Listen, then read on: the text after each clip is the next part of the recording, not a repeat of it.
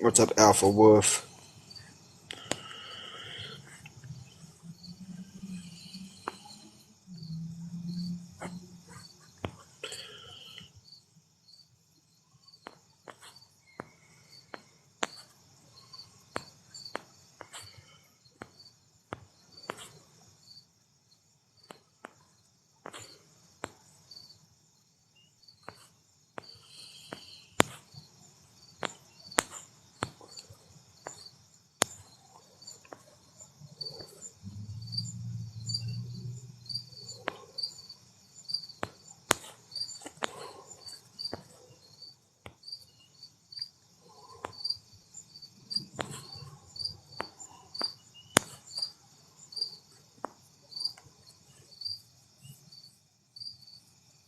Sorry for.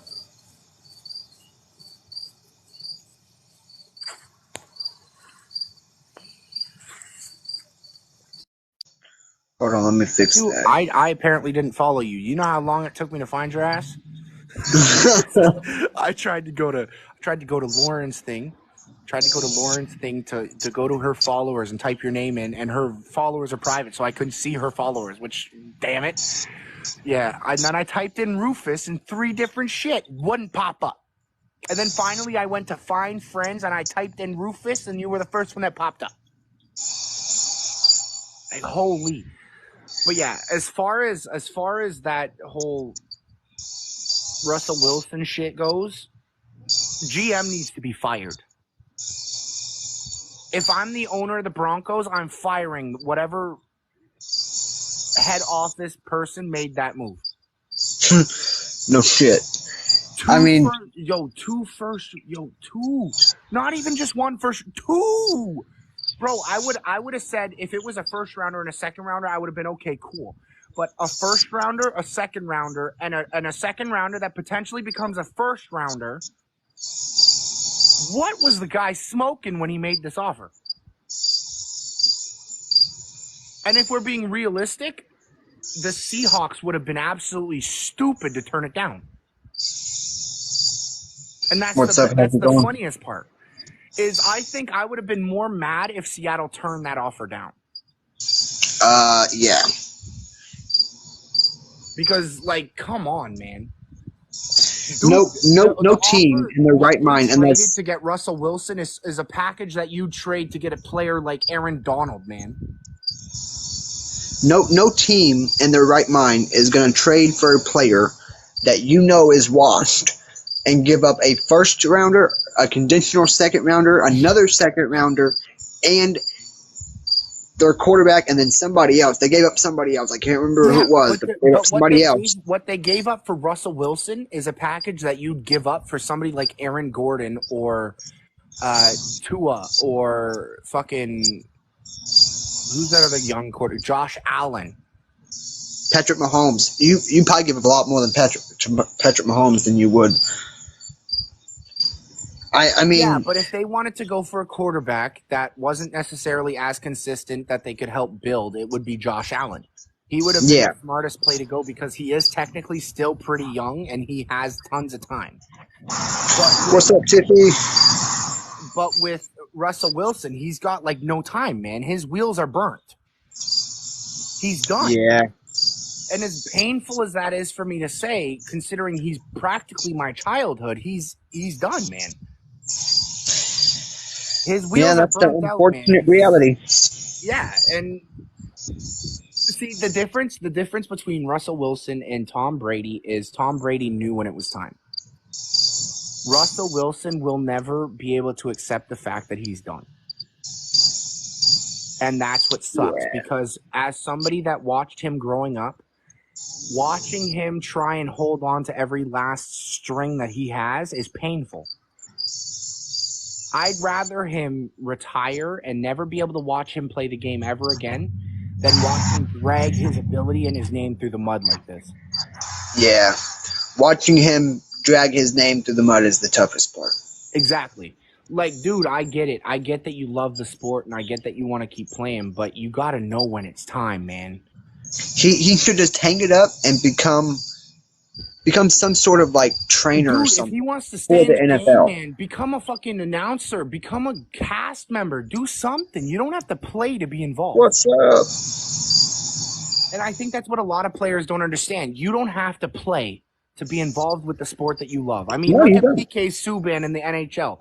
He retired early as hell. PK Subban retired at 35, and the second he retired, he made his own podcast about the NHL. Because he loved the sport, but he knew it was time to hang up the skates, but he wanted to find a way to stay in it, so he made his podcast.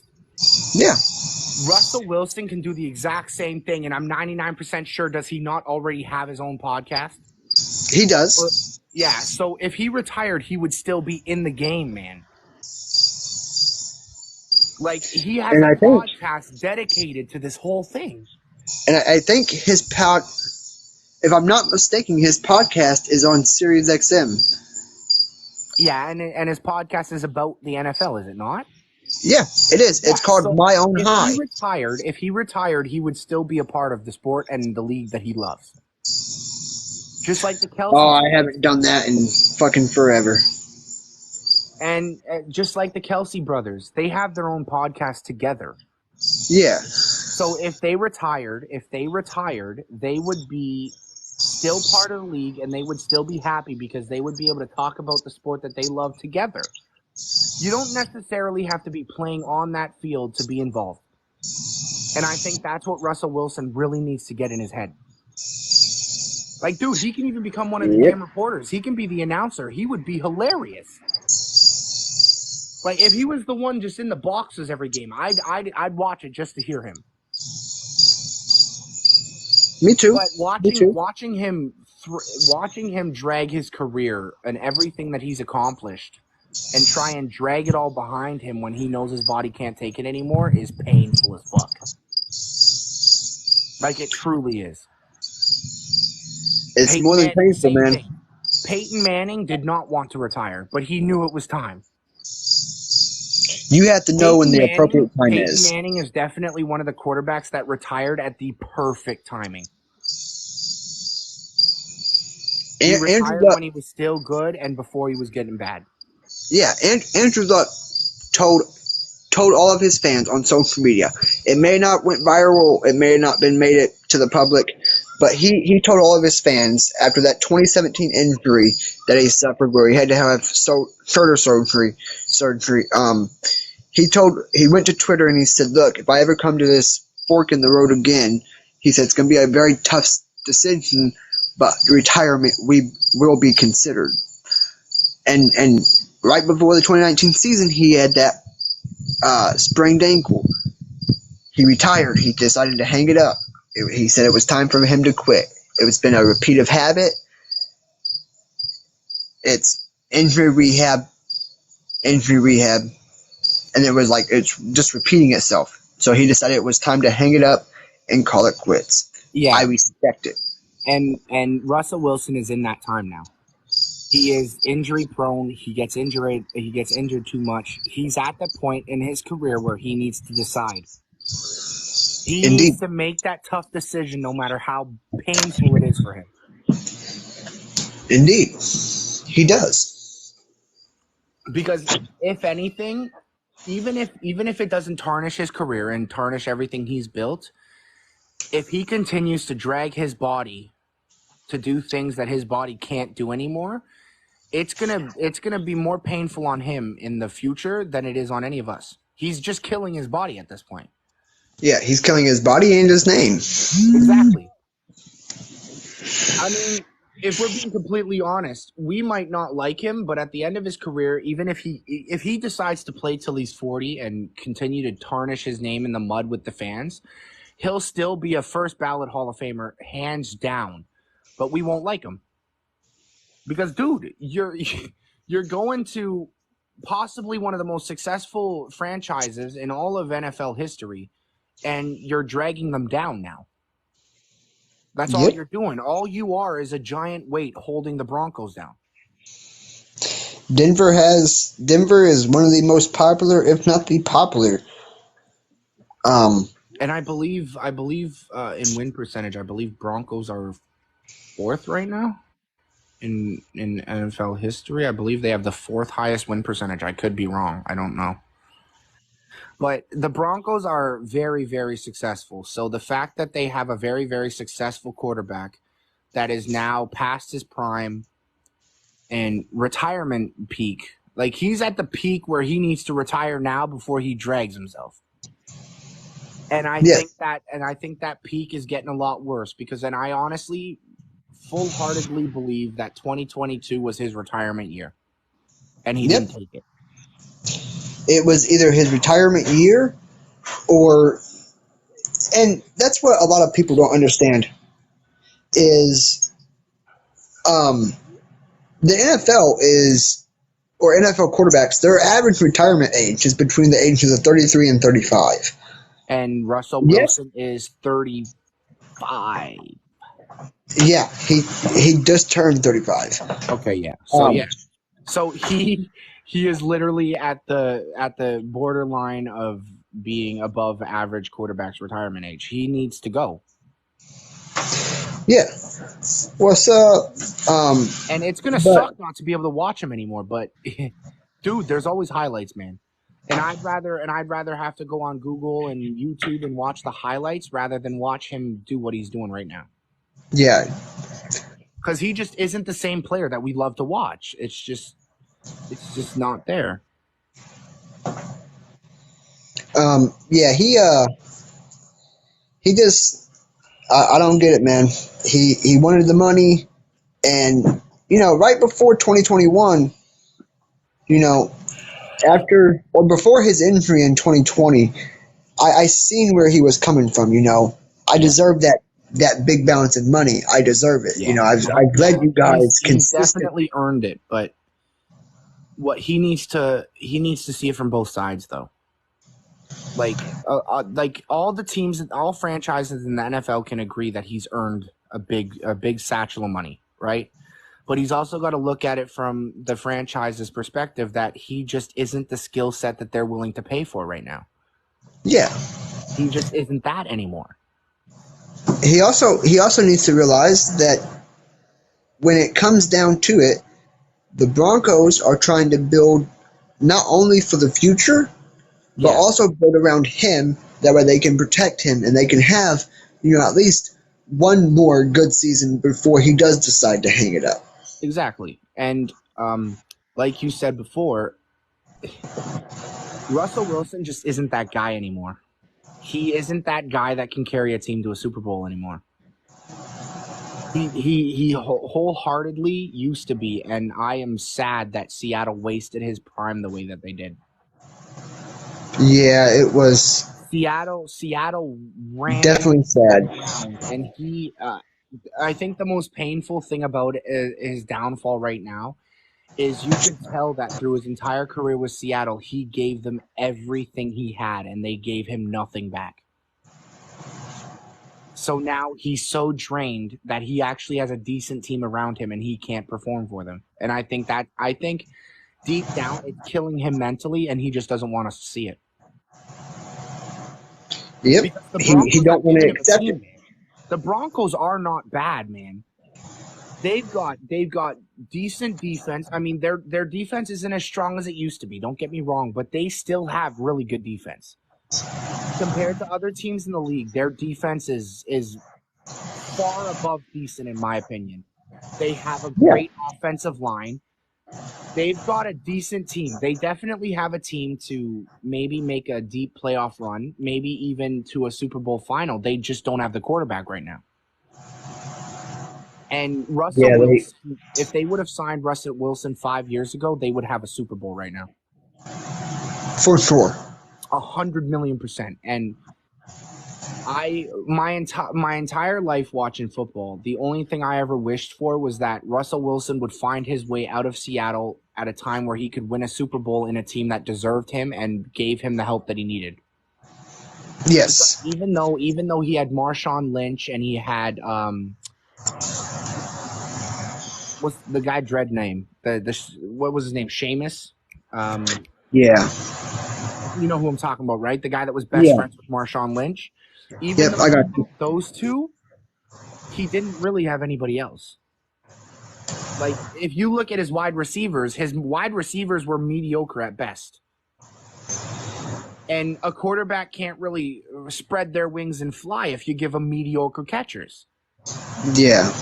And that's what sucked the most, because they spent so much money on defense and running backs and running game and all this other crap that they didn't give him any wide receivers. And if they would have just given him one Odell Beckham caliber wide receiver, they would have went to the Super Bowl. But they didn't give him a single superstar caliber wide receiver. Everything was into defense and everything was into the running game. So what was the point of having a quarterback like Russell Wilson if you ain't going to use his abilities? Now the thing that sucks is now Seattle has DK Metcalf and all these young great wide receivers. Where the fuck were they at when Russell Wilson was there? Where the fuck were they when he was in his fucking prime shredding defenders, man? Dude, Seattle's situation with wide receivers got so bad that when Marshawn Lynch retired, Russell Wilson resorted to running the ball him damn self. Yeah. And having to run the ball him damn self pretty much nearly every single play is what led to all of his injuries. And don't get me wrong, Marshawn Lynch played a fucking hell of a career, man. He is easily a top 5, maybe even top, if you don't want to go as far as top 5, he's easily top 10 running back all time. But like, I get wanting to have a strong running game, but you need those wide receivers when you have a quarterback like Russell Wilson, man. Because if you don't have those wide receivers, you can't expect the quarterback to bail all these wide receivers out of the mud, man. I told the conversation of good all-time players come up a couple days ago between me and my father. Or actually, no, not me and my father. Me and one other person. I can't remember who it was, but the conversation of all-time good players come up.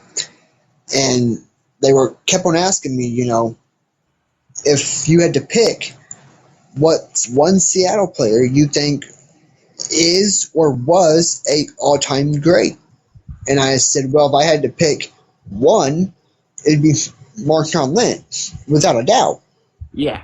Marshawn Lynch is probably the greatest Seattle Seahawk to ever play.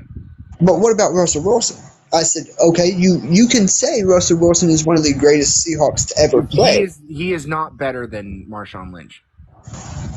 He's probably behind Marshawn Lynch at second, but he's not better. Yeah, and that's what I said. You can say Russell Wilson is one of the greatest Seahawks to ever play the game. But yes, you can't undergrade Marshawn Lynch to make Russell Wilson feel better. Russell Wilson would tell you that himself, I believe. Bro, I think Russell Wilson did say that. Exactly. He was asked who's more iconic as a Seahawk, him or Marshawn Lynch, and he even said Lynch, because the simple fact that Marshawn Lynch was there for longer, he accomplished more, and as great as Russell Wilson was, he didn't get to unlock his full potential because they refused to give him a fucking wide receiver. And now all of a sudden they got all these great ass wide receivers. The whole entire downfall of him having no wide receivers is, a great quarterback doesn't need great wide receivers. Yes, they do. I don't give a fuck how good this quarterback is. You need a good wide receiver. Hold on a second. They ain't gonna catch nothing no matter how good you are. A great quarterback don't need great wide receivers. Tom Brady in New England had great wide receivers. Tom Brady in Tampa. Tom Brady in Tampa had great wide receivers. Joe Montana with the 49ers had great wide receivers. Mahomes right now with his wide receivers? God damn. Exactly. No. There is no. I had an argument with this dude on TikTok, and I went straight head to head with him, and I said, okay, I want you to name a single quarterback that won a Super Bowl, full on out won the Super Bowl without having at least one top 5 wide receiver in the league at that point. And he tried to say Tom Brady, and I said, you're high. Tom Brady had, if I'm not mistaken, stat wise, I believe in one of his rings, he had the number 2 and the number 3 wide receiver on his team. Yeah. And then in the very next year, he had the same number 1, he had the same number 2 and number 3, but he also had the number 4. So he had 3 of the top 5 wide receivers on his team, and you're going to tell me he didn't need great wide receivers? The greatest quarterbacks in history needed at least one top 5 wide receiver to win the cup. Yeah. You cannot. What happened? What happened to the? Cannot. You can make a deep run, but you can't win a Super Bowl without efficient catchers.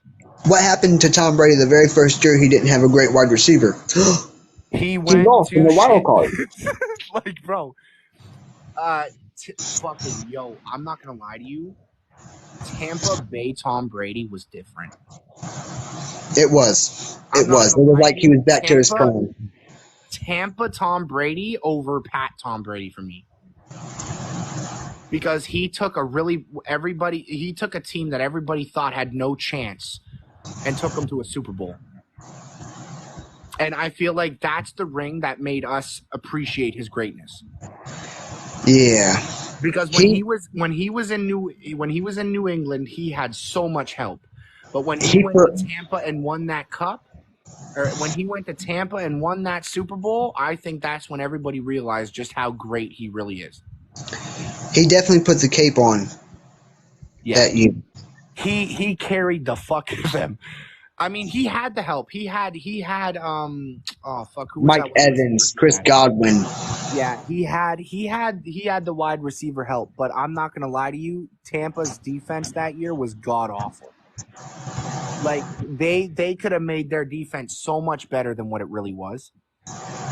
And yeah, with the money that they had, because I think they got Tom Brady for a steal too, because I believe he wanted 300 and some odd million, and they got the opportunity to sign him for like 230. Yeah. So they saved like 70 million there. They could have signed good defenders there, man. You could have signed 2 Aaron Gordon. You could have signed 2 Aaron Donald caliber players for 32 million guaranteed, and you would have had some of the best defense in the league. But they didn't put any money in the defense, which really pissed me off. They just ran it back with the same defense that they had. Yeah, the Niners. I'm not going to lie to you. That defensive problem almost cost them the Super Bowl that year. The Niners consistently. I don't know how they do it.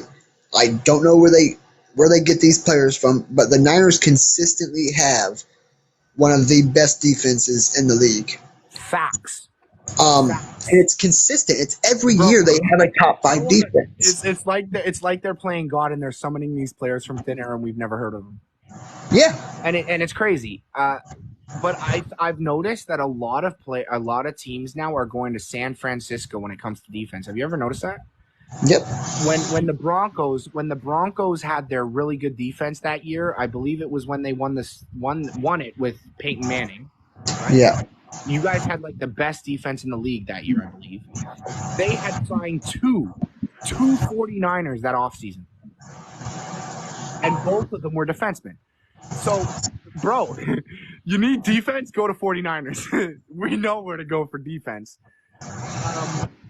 But going back to quarterbacks, there are so many quarterbacks that are getting so fucked over right now, and Tua is probably the worst one. And the thing that scares me the most is Tua taking one more hit. If I ever watch a game again and I see him go down and he doesn't get up, I'm like, yep, career's done. No more. There's no more dreams without him. He accepted that himself. I mean, I'm sure he's come to the conclusion, I take one more hit like that and my career and maybe even my life. He had an interview about it right after he got out of the hospital from the most recent one, and they asked him what he thinks about it, and he's like, I know for a damn fact if I take a hit like that again, I'm done. So now my mind is set on protecting myself to the highest level I possibly can. And at least he acknowledges that he's at that risk of losing it all. Yeah. And I'm not going to lie to you. After watching him be so successful after everybody doubted him, it's so fucking painful to watch his downfall right now. Like, when he came into the league, every single person doubted him. and that's what sucks. They all doubted him. He took that doubt and he shoved it up all of their asses, and now he's getting fucked over. Like, there was one person that was a Miami fan, and I was actually best friends with this person, and I basically told him where to go when he said this to me. He's like, Tua is probably the worst quarterback in the league. And I said, are you on drugs? And you want to know what his reasoning was? Well, you don't see any other quarterback getting hit and having seizures on the field now, do you? And I'm like, bro, wait, hold on. You want to go to that? Okay, let's go to that then. Did Tom Brady not take a hit one time and full-on blowout go into a seizure? I don't know if it was Tom Brady, but I know it was a New England quarterback. And they got hit. Yeah. Tom Brady has had moments where he was knocked out cold and he's still looked at as the greatest quarterback to ever play the game. But Tua gets looked at as the worst quarterback in the league after he takes a big hit. Like, come on. Yeah. And this is coming from a Miami fan, which made me more disgusted by it. Like, how are you going to call yourself a fan of a team and then bash a quarterback when he's down? Like, Yeah. if you were saying shit like this about Tua when he was healthy, I'd accept it. But you hit a man when he was down, and that's the dirtiest thing you can do. Yeah, I don't get it. I don't get how people, especially these younger fans, you know, these kids, they get on social media and they. I don't think any young kids are fans anymore. I think they just see who's winning and they're like, oh, I like that one.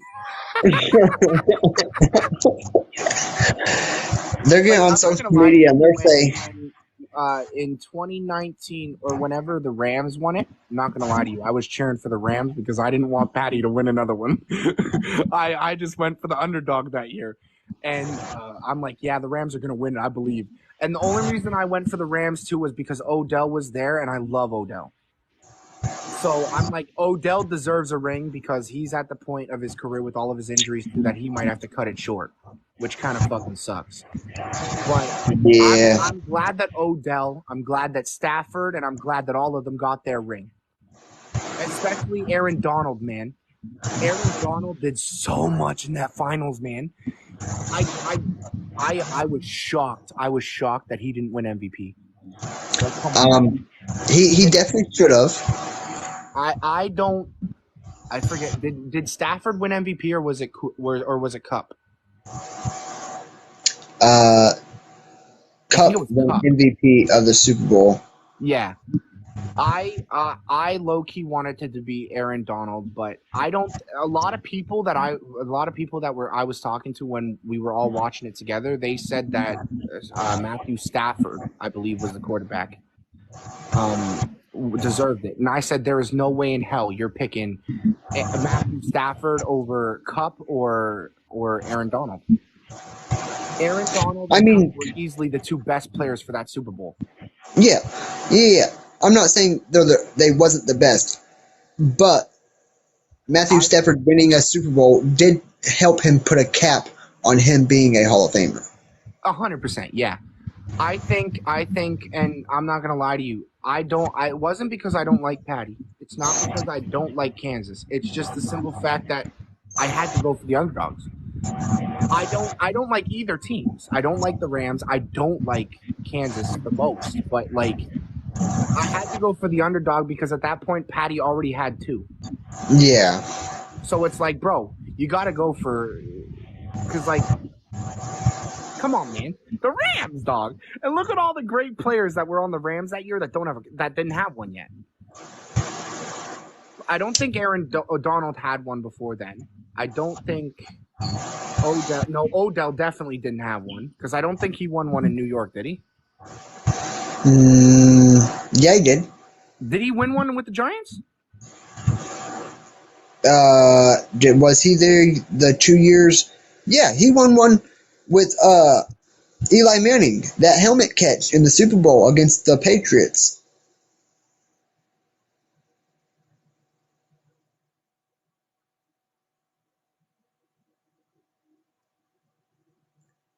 I'm almost certain he won one. He didn't. Okay, so I just looked it up. So he's been to one Super Bowl and he won it, which was with the Rams.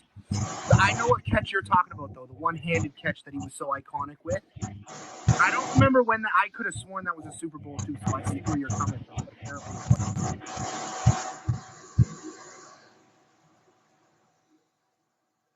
He. But yeah, I see where you're. That's why I was confused because I remember the one-handed catch where he caught it behind his back or some shit, and they made it such a big deal, like it was in a Super Bowl or something. So Yeah. I see it. But that's I thought for sure he had won one with the Giants, but maybe I could have sworn that he did too because I swear Eli won one, but that could have been before Odell. yeah. Because Eli did win one, right? I swear he did. Yeah. Actually, I think he won two. And they both come against New England.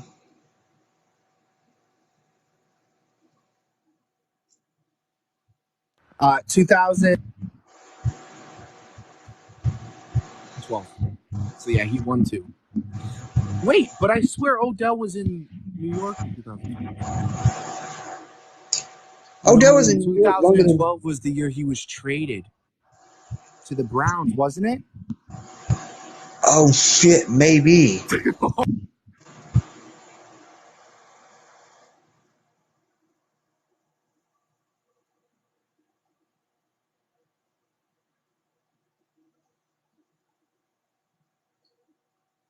Wait, now 2019. So I'm lost now.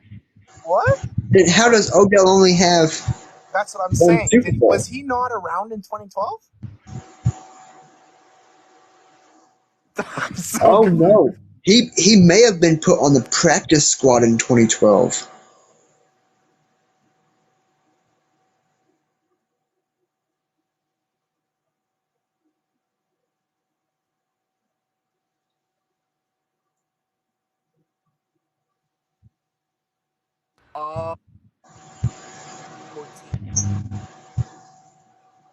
He was drafted 2 years after. He was drafted in 2014? Yeah, he was drafted 2 years after Peyton. Damn. That sucks. Imagine 2 years earlier, man. 2 years, just 2. Damn. That's crazy. I thought he was around in 2012. I don't know why. Me too. I thought he was. Bro, I'm Damn, we're trying to he's in age fucking him. Baltimore now, man. Odell Beckham? Yeah, he's in Baltimore now. Fuck Baltimore. I mean, to be fair, if he's in Baltimore, he does have Lamar. Lamar signed his Supermax there, right? Yeah, he got the money he was looking for. Okay, yeah, okay. So yeah, he's got Lamar. I mean, Lamar's not the most ideal quarterback right now, but it's still Lamar. I honestly believe that Lamar I Lamar think better be Lamar's careful too. overrated as fuck. And I think the only thing that Lamar really has is his running game. I honestly believe that Lamar better be careful. He needs to watch what he does. Lamar is starting to get an attitude similar to Stephon Diggs. And that's not a good thing to do. Exactly. Especially as a fucking quarterback. Especially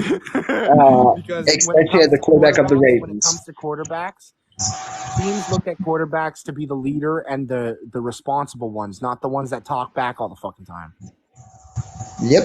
And Stephon Diggs can get away with it because he's not necessarily in a leadership position. Lamar Jackson is. So if he doesn't watch it, he'll get cut because that's how Cam Newton got cut. Cam Newton's career got sidelined because of the fact that he caught a fucking attitude and got an ego. Yep.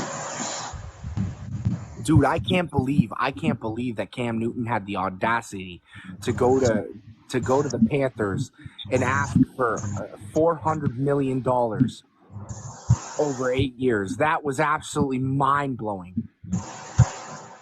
You know that's why they cut him, right? He went to Carolina and he said the only way I re-sign for you guys if you guys are willing to give me $400 million through 8 years. $400 million. Yeah, he wanted $400 million on 8 years. And apparently with that contract, it would also guarantee him $275 million. And I said, you are out of your damn mind, son. You can go. And that's what they said. They basically told him to walk. And then that's when he did. And I believe that's when he joined New England. Yeah, he went to New England, and then he went back to fucking Carolina, and then he was shipped off again. I don't know where he went after that. I lost track. Cam Newton? Yeah, he went from Carolina to New England, and then I don't know where he went from. I think he went back to Carolina for a year, and then they got rid of him again. Yeah, and he hasn't played since. Shit, man asked for a $400 million deal and did nothing but chase himself out the league. Yo, oh shit, the dude over one contract price, he ended his entire career. Like, holy. And don't get me wrong, I can see where Cam Newton was coming from, because at that point he was easily a top 3 quarterback in the league. But at that point in time, teams didn't have that kind of money to just throw around like that. So I feel like he asked for that money maybe 2-3 years a little too early. If he would have continued to, if he would have just settled for a small contract that was like 2 years and then asked for that Supermax a couple years later, he probably would have gotten it. Yeah. I think the timing of the demand was just not right, because let's be real. That was what, 2019? In 2019, these teams didn't have the money that they have right now. Yeah. Like, realistically, Patty Mahomes 5 years ago doesn't get paid $500 million. Guaranteed. He probably doesn't even scratch $400 million because they wouldn't have the money. 4 years ago? 4 or 5 years ago, like 2018, 2019, there's no way that Kansas would have had money to throw $500 million at him. He would have barely hit 300. But that's what I'm saying. So if Cam Newton would have waited until at least 2021, he could have gotten 400. Hey, you can throw this one away though. It's empty. But the problem with that is he would have had to stay at the same skill level, and by now I believe he's 35 right now. 35, 36, something like that. He wouldn't be worth the money anymore. Yeah, he wouldn't be worth the $400 million now. So it's just a sad reality that due to the economy, he just wanted the money at the wrong time, and he wasn't going to be good enough at the right time. Yeah, like, realistically, if the Panthers genuinely believe that he would have stayed at the level until now, they probably would have given him the money, because they would have been able to pay him a couple years later. He wanted the money at the wrong time, and wouldn't have been worth it at the right time. I mean, if he was the player in 2018, 2019, if he was that same player today, he would have been worth it. It's just the simple fact that although his skill set would have been necessarily going to throw $400 million at a 35, 36-year-old quarterback either. So although his skill set is worth the money, his age isn't. And that's the main thing with a quarterback in this day and age. You have to look at the age before you're willing to throw a supermax at them. And you gotta, I mean, I think that's one thing the Broncos failed to do, was look at his age. Look at how he performed over the last 3 years. Yeah, do you really sign that dude? They basically threw a supermax at Russell Wilson, a 35-year-old Russell Wilson, and that was probably the biggest mistake they could have possibly made. Dude's making what, $19 million a year? Like, he's making more than that. What is it? Is it like, no, it's closer to 30, isn't it? Yeah, he's making like 28, 29 million a year. Yeah. I mean, okay, 28, 29 million wouldn't have been bad if he was 30. But this is 5 years later, and he's at the point where he's literally on the brink of retirement. Yeah, if he don't retire at the end of this year, well, like you said, the way his contract is set up is even if he retired today, y'all are stuck paying him for the next 3 years. Yeah, if he don't retire at the end of this year, I'll be surprised. Like, dude, but even then, it's still painful, because when if he does, like let's say he gets the brain on his head and he retires after this year's up, y'all are stuck paying out $56 million for the next 2 years. So that's $56 million in cap that y'all can't use until y'all pay him. And that's what sucks. That's what a lot of people don't understand. Yes, these players do deserve max deals, but at the same time, you got to understand that players can retire at any point in any time, and if those players ever retire, you're stuck with their contract even after retirement. Yeah, and you know what got me was when Andrew Luck retired. He was still under contract. Actually, we just had extended him for the next, I believe it was 5 years, but it wasn't for very much. It's not like he was asking for the buku bucks. Yeah, he literally just wanted a little bit of chump change to fall onto while he was in retirement. Yeah, he re-signed, and I think it was for like $170 million or something like that, and it was all spread out. Wait, so he was only making like $170 million for 5 years. That's actually not bad at all. For 5 years, and it was all spread out. So the first year, I think we was only paying him like $32.9 million or something like that. God, that's a steal. And he was a first round pick. That is probably one of the smartest contracts, because see his thought process, and me and you can see where he was going with it. He knew he was on brink of retirement, so he wanted to have some money coming in after retirement, so that's why he signed that deal. And that's all it was about. He didn't get greedy about it either, which is what I like. I don't think he was thinking about retirement. I think he was thinking about setting his family up for when he did retire. And he come back after the contract was up. He come back with all the money he had gathered, and he tried to give it back to us. And our owner told him no, keep it. Wait, he tried to give the money back? Yeah, he tried to give the money back because he felt like he was taking it from us. Damn. See, that's a real fucking player there. See, I think that's what Peyton Manning did too, right? He signed a reasonable deal right before he retired too. He signed a one-day deal.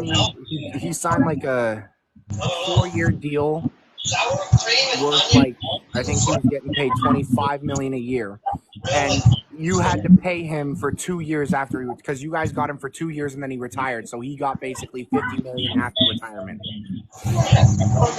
And then he used that $50 million to buy himself stakes in the Broncos. We traded him before he retired, so he retired a Bronco. He broke his neck, or he had a neck injury here in Indianapolis. I remember that. And he felt like he was going to end his career. And he told the owner, he was like, "Hey man, I'm not sure I'll be able to play ever again. Yeah. So if you want to trade me, you can." And that year, Andrew Luck was coming out of college. We had the number 1 overall pick. Andrew Luck? That same year that we traded Peyton Manning, we got Andrew Luck. Or no, we got Andrew Luck in 2012. Wasn't it the year after? We got Andrew Luck in 2012. He come into the league in 2012. He was in the same draft as Russell Wilson. And then, oh wait, hold on. Peyton Manning retired in 2011, right? No, Peyton Manning retired in 2016. Oh shit! So Andrew Luck spent 1 year behind Peyton Manning, and then. Yeah, but if we're being realistic, that's probably what helped him get good. Become the player he was. 1 year behind probably one of the greatest quarterbacks to ever grace our eyes.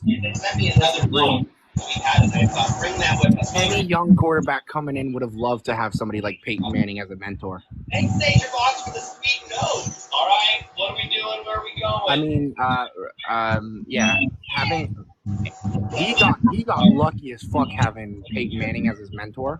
Like, that's crazy. Not only that, a fully seasoned Peyton Manning on that too. Like, he went through the entire career and he knew everything.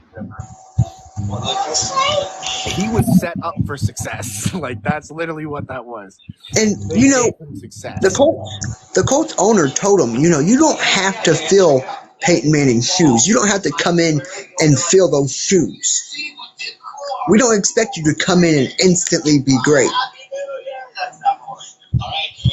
And from the start, from the moment he touched the football field, he was great.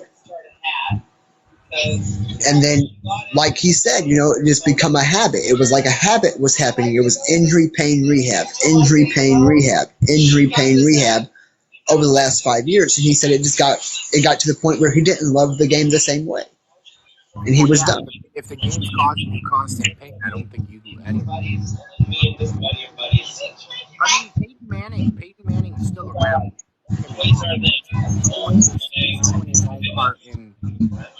I believe he's a part owner of Broncos. He used the $50 million that he got after retirement and put it into stakes and shares into Broncos.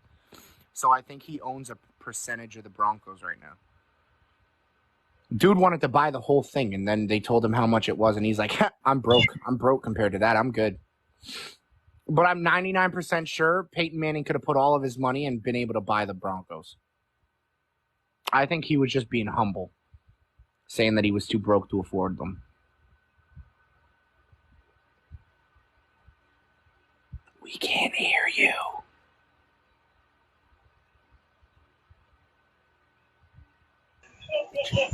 You muted yourself by accident, didn't you?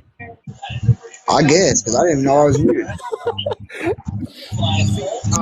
Peyton Manning admitted that when he tried to buy the Broncos that he had enough money. It was the problem that he had that he didn't want to put all of his eggs into one basket and risk his family and him going bankrupt over it, which I 100% get, like I do, which is why he played it the safer way, and he bought, I think it was 130,000 shares in Bronco Stadium for $50 million. So I believe off that 136,000 shares, I believe that gives him 5% of Bronco Stadium.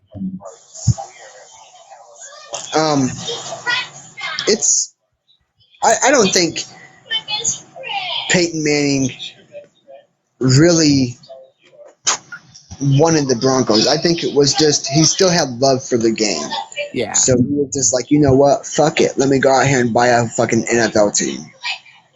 I mean, but he's gonna, if he wants to buy an NFL franchise, he's gonna instantly go to the Broncos because that's where he was his entire career, right? So he's gonna want to have something that brings him back to his career.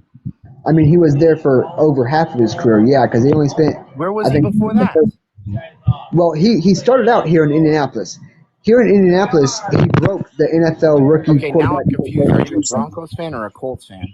I'm a Colts fan. It was Lauren that was the Broncos fan. Okay, now I've got it straight. Now I know the full combo. Thank you. I got so confused. You started talking about the Colts, and then you were talking about Broncos. I got fucking hella confused. But as far as the Colts and the Broncos go, they're not horrible right now. They aren't half bad teams. I think what they need to do is they need to fill their weaknesses a bit more, and then boom, they're going to be a top tier team. We need to work on our offensive line.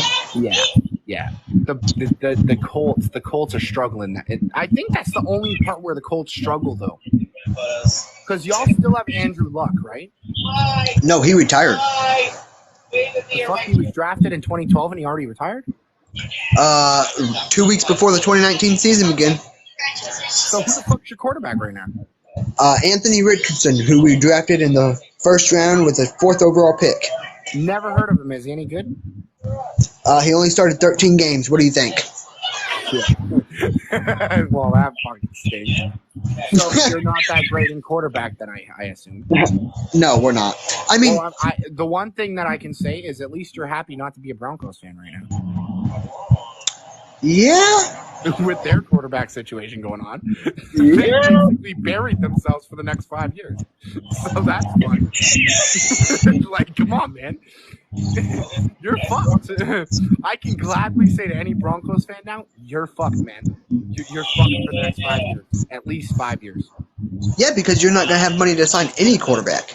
Exactly. And, I mean, they could draft a quarterback, but they'd have to get really lucky. And Another thing that I think a lot of fans don't really understand is what teams look for in a max deal contract quarterback, and those are quarterbacks like Patty Mahomes and Tua. And the only reason that Tua won't get a fucking max deal is because of his injuries.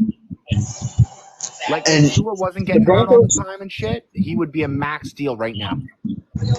the Broncos could draft a quarterback if they got lucky, but they also better hope that that quarterback don't win them or lead them to a Super Bowl within the first 5 years. Yeah, because if that quarterback leads them to a Super Bowl the first 5 years, he's gonna want a damn super max, and then they're gonna be like, "Well, I'm sorry to tell you this, but we're too fucking broke for that, so you gotta wait." But to be fair, I could see. Hold on. If that quarterback can lead them to a Super Bowl, I could see him taking a pay cut for a couple years, waiting. Like, because realistically, I don't think it would be smart for a young quarterback to leave a team that he just won a Super Bowl with. So what I think that quarterback would do is I think he would sign a contract that's long enough that would guarantee that Russell Wilson is gone, but not long enough that he wouldn't be able to lock in a super contract, a super max. So I think if they win a Super Bowl in 3 years with that quarterback would then sign a 2-year, guaranteeing that Russell Wilson is gone, and then right after that 5th season, there's the Supermax lock-in right there. Yeah, I could see it. Again, they could get a quarterback that's hungry for the money and just leave. Because if we're being realistic, if they get a quarterback that leads their team to a Super Bowl, any single team that's wanting to win, that has the money and has the team to win a Super Bowl, will lock in a Supermax instantly. And that's the problem that the Broncos are going to face now. Like, realistically, with Tua's problems, Miami could cut Tua and sign a Supermax caliber quarterback and not have to worry about it. But I don't want them to cut Tua. I want to keep Tua, man. I love Tua. I don't think they want to cut Tua. That's why they're not trying to get rid of him. I think what Miami's going to do is I think they're going to ride with Tua until his wheels fall off. I 100% feel like that's what's going to happen. And I am all for it. I don't give a fuck if it buries us. I don't care if we see our graves before we win another Super Bowl. I want to run with him as long as we have him. Because he owes that from us after everything he's done for us. And that's why when I hear Miami fans bashing him, I'm like, get the fuck off. We don't need your negativity. Like, honestly, we don't. We're genuine Miami fans trying to back our team even through the bad times, and you're over here bashing us when you're supposed to be a fan. Like, nah, we don't need you. Go away. Tua don't need your attitude either. Tua will come out here and prove you wrong once again. Like, and if we're being realistic, this isn't the first time that we've had a scary moment with Tua either. No, it's not. Tua, during Tua's first very scary moment, I knew for a fact that he was going to have problems. I didn't know it was going to be this bad, though. Yeah, to get hit on the field like that and not get back up, that was probably the scariest moment for a Dolphins fan. Yeah. And the problem is a lot of quarterback careers get ended way too early for exactly what Tua's going through right now. And that's what's fucked. That's what's even scarier, because we know damn well, as Miami fans, if he takes one more big hit to the head, we lost him. Yep. Bro, this cat, man. Can you not take my cord out of the wall, please? For one, I don't blame you, buddy.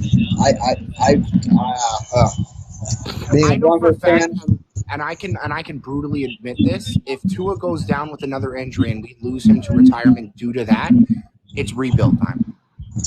Yeah, we're gonna be absolute garbage until we land another good quarterback. Yep.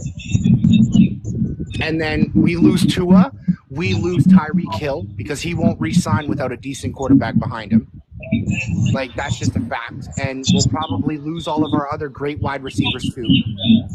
And once we lose those wide receivers, boom, we're done. We're back to square one again.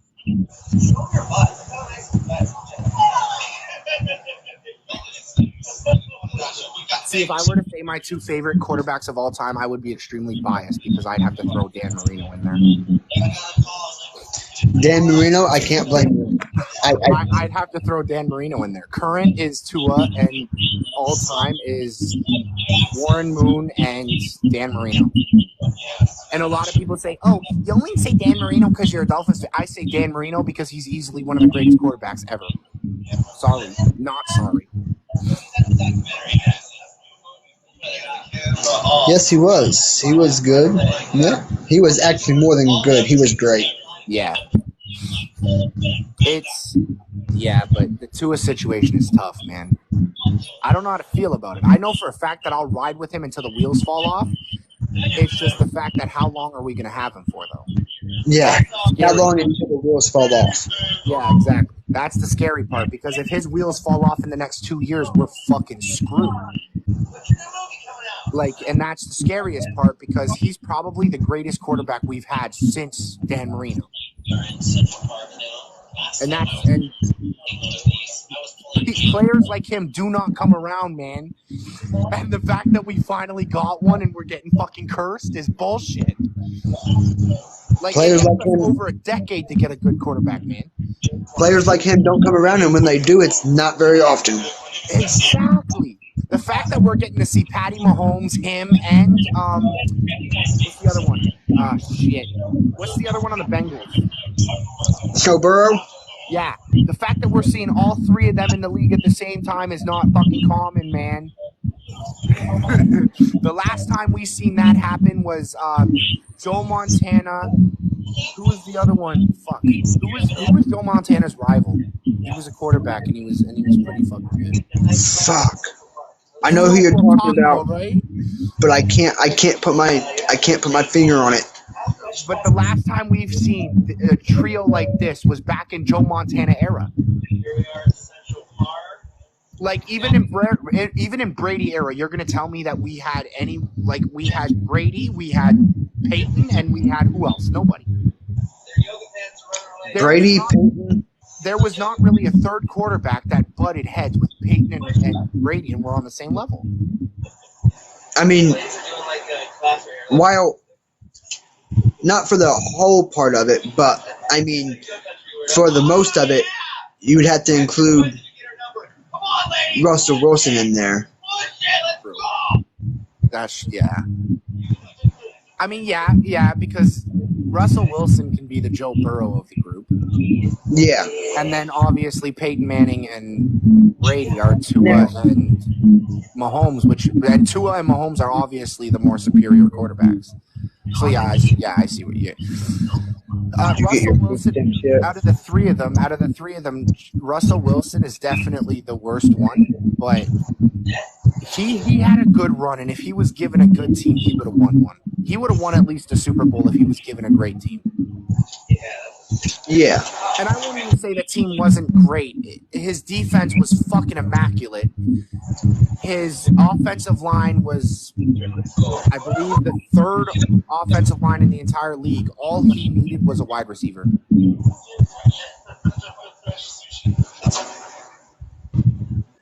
All he needed was wide receivers behind him in that Seattle era, and he would have been the most dominant quarterback there. Yeah, Tua. I mean,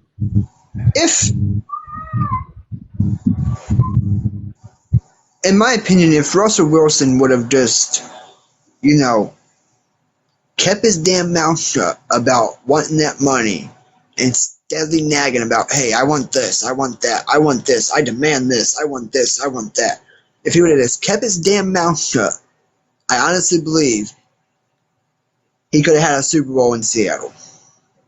But he wouldn't keep his fucking mouth shut. But that was also the problem that he caused as well, which I can also see, because he took so much money and always refused to take a pay cut. And if he would have just taken a pay cut for at least 3 years, just 3 years, they would have been able to put a good wide receiving line around him, and he would have won. So in a way, you can blame him, but in a way, you also have to blame Seattle.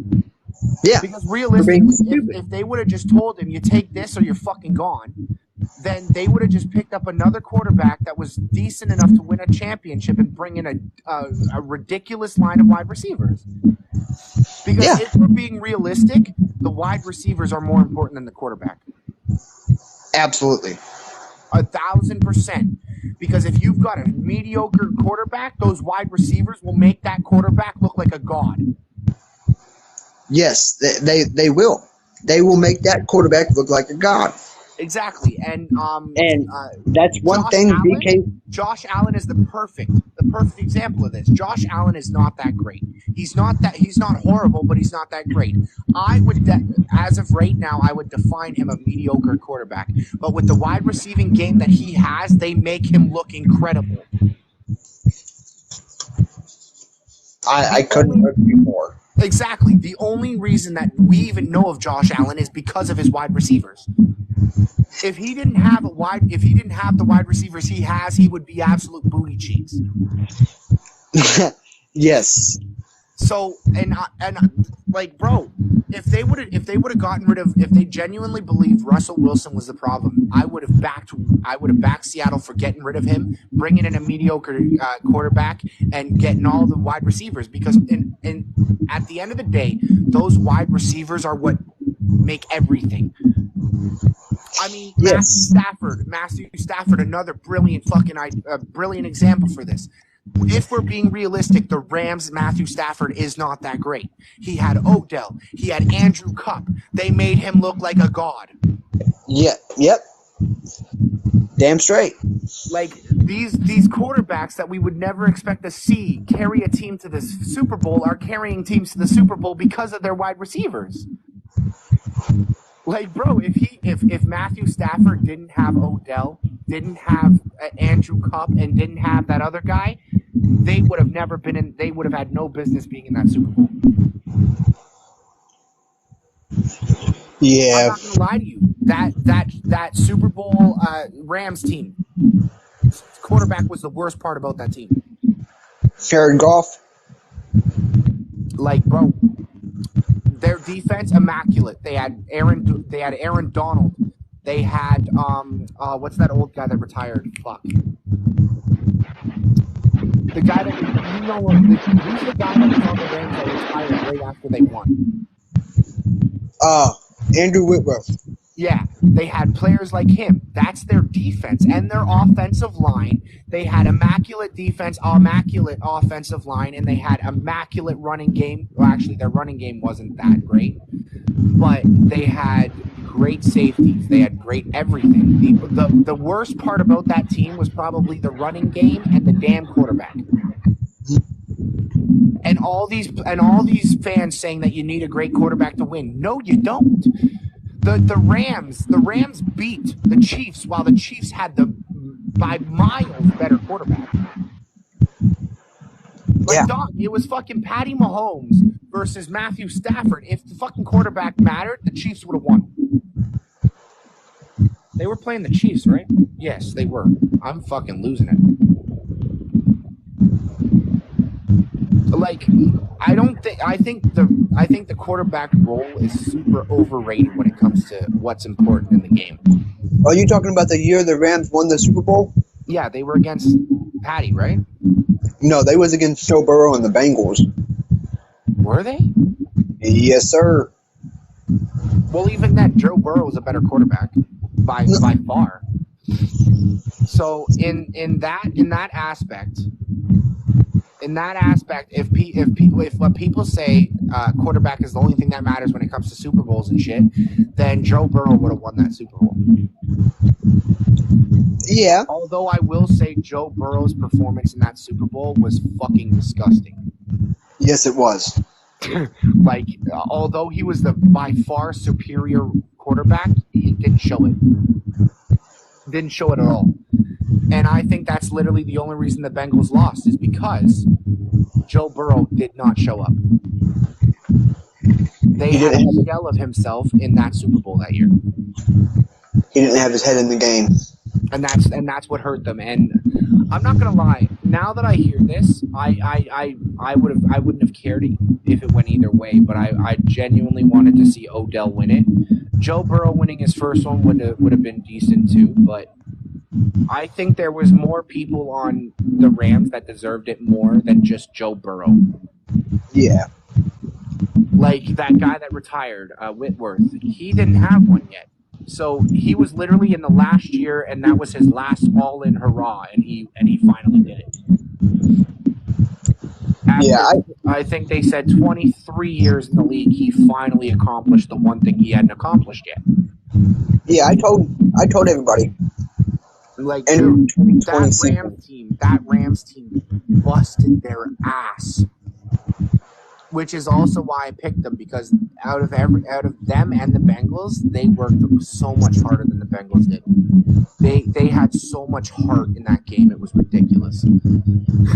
They went down by, I think it was 2 touchdowns at one point, and they still didn't fucking quit. Like, bro, shit's fucking nuts, man. And that Super Bowl with the Rams is literally the perfect definition. Never give the fuck up. They were down, 14-0 at one point, I think.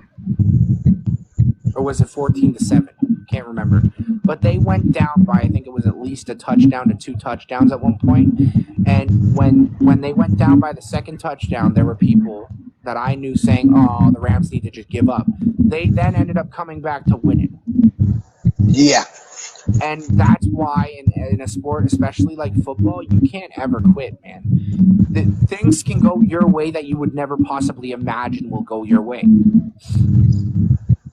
And Aaron Donald's immaculate. Aaron Donald was the definition of perfect throughout that entire game.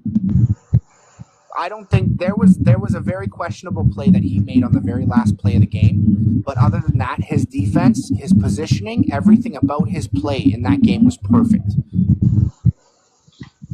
And Matthew Stafford was a little bit iffy. Matthew Stafford could have been the reason that they lost as well. It would have, if both teams had quarterback issues that game, and I can admit that. Yeah.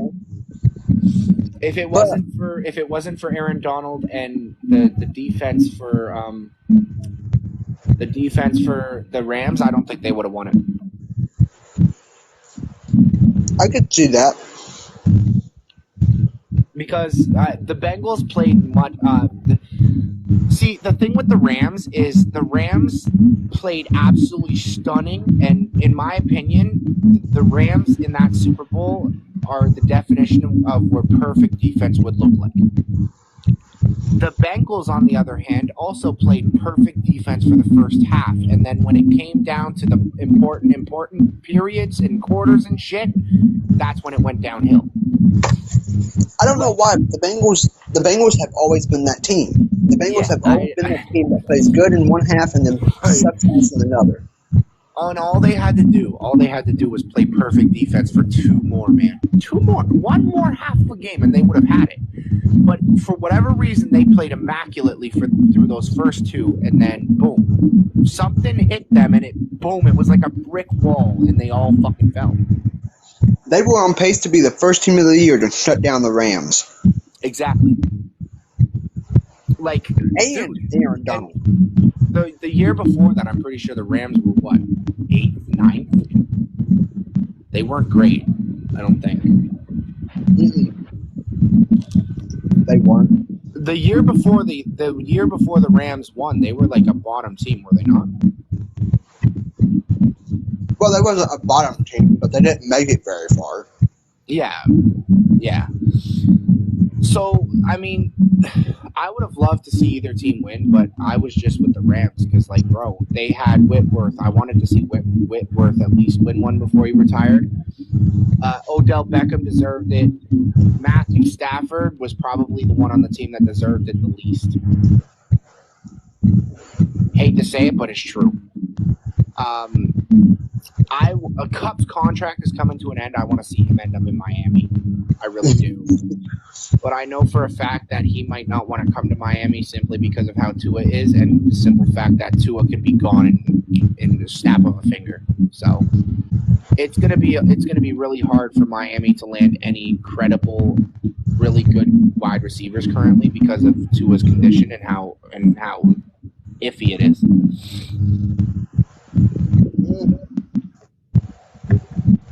But I mean, yeah, if Tua goes down, we're pretty much effed at quarterback.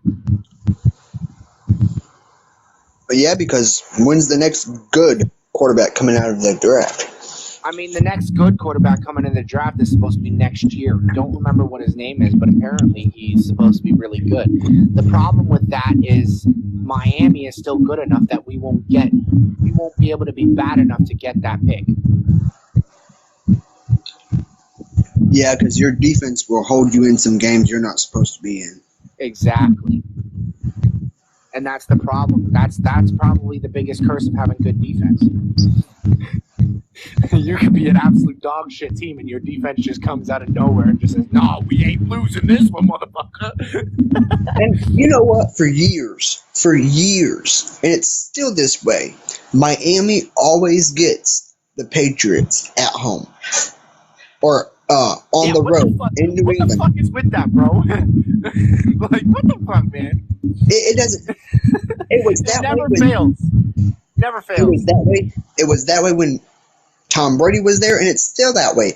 Every time the Patriots go to, or the Dolphins go to New England, they always win it. Always. And it's just like, what the hell? You can win it on the road, but can't win it at your home? With your home crowd behind you? I will never understand the fact that we got absolutely, especially considering one of the years that we beat Patriots at home, we got absolutely pummeled at our own home. Like, bro, I think there was a year where we lost to them in Miami, 38-6. And then we proceeded to go to their home and beat them 38-6. You know what's funny? You bring that up. And Ryan Fitzpatrick actually talked about that on a podcast. He was like, look, you know, everybody doubted the Dolphins when I was there. Yeah. And everybody doubted me. I forgot we fucking had him, bro. He was at home 1 week against the Patriots. He said, we got demolished. He said, it wasn't even, I don't even think you would describe the game as demolished. We got our asses kicked by the Patriots, and then 2 weeks later went into the Patriots' home and kicked their ass. He said, so make that make sense, and then let me know. I feel like it doesn't make any sense because I would 1,000% feel like if we get our absolute asses handed to us at home, we're going to get our asses handed to us at their home. Yeah. Like, it doesn't make any sense. But what I thought was more ironic was we lost to them. I believe we lost to them 38-6. We go to their home and we beat them 38-6. Yeah, that was. Like, bro, that was what crazy. are the odds of that shit? And then Ryan Fitzpatrick didn't even know the scores ended up being the same. So the dude. Wait, I don't know how he wouldn't know that. He fucking played for the team. Yeah, he said he didn't. He said he didn't remember what the scores were. And the dude that was hosting the podcast, he read the scores off, and Ryan Fitzpatrick was like, "Nuh-uh." There's got to be a typo here, bud. There's no fucking way. He said the scores are identical. And the dude in the podcast was like, "Yeah, it's been that way ever since the 2 games were finalized." And Ryan Fitzpatrick said somebody made a typo. It was like the Dolphins said, "You gonna disrespect us like that at home? We're gonna come to your home and disrespect you the same way." I mean, there's been tons of games like that, though. Even in Joe Montana with the 49ers, they lost at home, and then they proceeded to go to that same team's home and destroy them. But I feel like that a lot of that happens a lot more because the fact that when you get disrespected at home, you want to go to the next that same team's home and beat their asses in front of their home crowd too. Yeah, you look at the Colts and the Jaguars. The Jaguars always beat us at their home.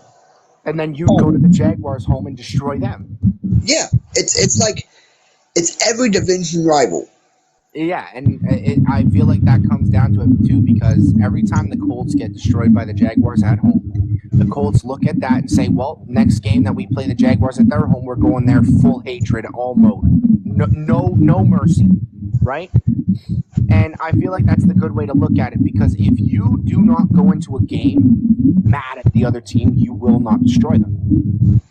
You need to be in your mindset that you're going to dominate the fuck out of them, even if you don't genuinely believe it. You need to get in the mindset that you're there to dominate.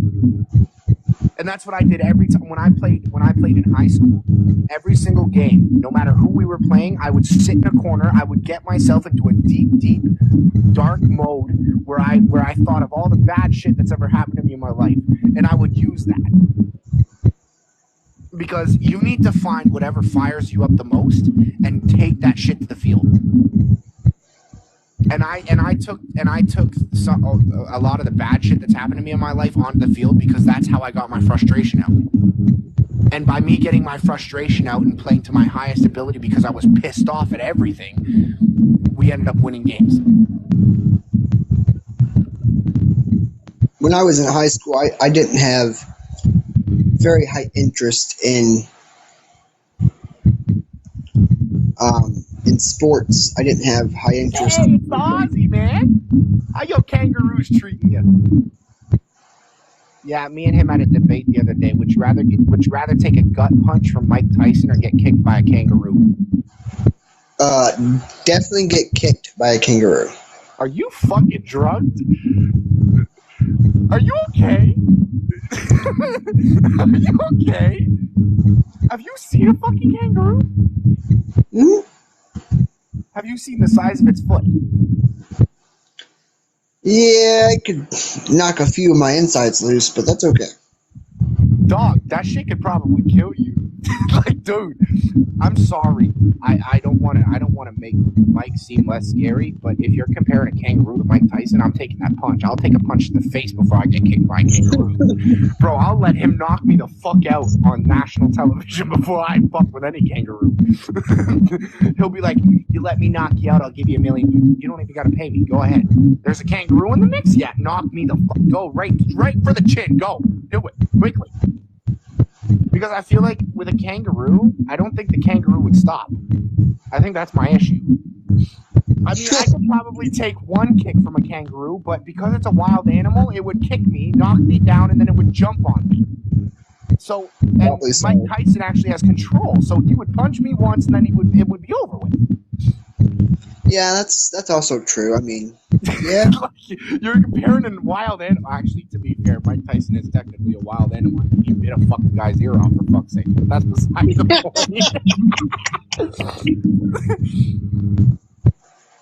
I mean, to be fair, okay, but we're like, if we compared punches, I would take a punch from a kangaroo. I ain't taking the foot, though. That fucking foot is bigger than my damn... See? Even the fucking... Like, realistically, let's say there's somebody there to stop the kangaroo. What the fuck's the kangaroo going to do to the person trying to stop them from killing me? Like, dude, the dude's going to try and grab the kangaroo to try and stop the kangaroo, and that dude's going to die in the process as well. Like, this isn't okay. Yeah. Like, bro, I'm good. I feel like I'm just terrified because the fact that I know for a fact that if Mike Tyson knows the rules, he'll stop. The kangaroo might not. Yeah. So at this point, it's more like, are you willing to take a kick from a kangaroo and possibly die because it won't stop kicking you? Or take a body shot from Mike Tyson and have the guarantee that he only punches you once? Okay. Now that you put it that way, I'll go with Mike Tyson. I'm taking a body shot from Mike Tyson. Because they say take one kick from a kangaroo, but you can't guarantee it's only one kick because it's not like you can magically control a kangaroo. Yeah.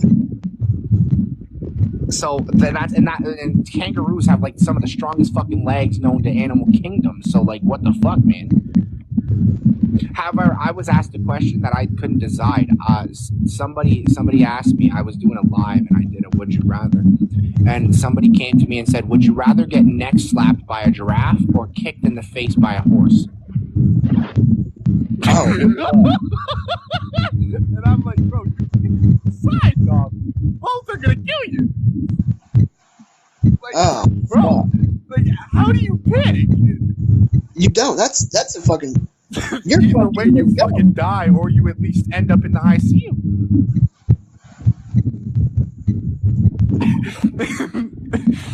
You just curl up and protect your head and wait.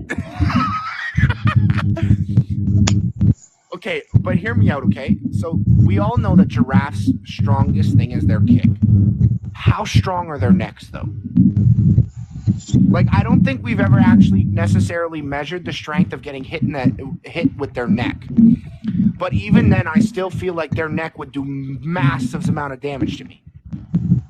But is it going to do enough damage to me to equal the fucking horse? Probably not, right? Now, if it was a kick from both, I'd just say, fuck it. I'm going to take either one because either way I die. Yeah. But also, I also caught him off because he said just take a whip from a giraffe's neck. He didn't specify where. So I would rather take a whip from a giraffe's neck into the back rather than getting fucking kicked in the face by a horse.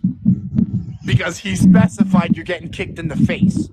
He didn't specify where you're getting hit. Yeah, so I'll take the first one.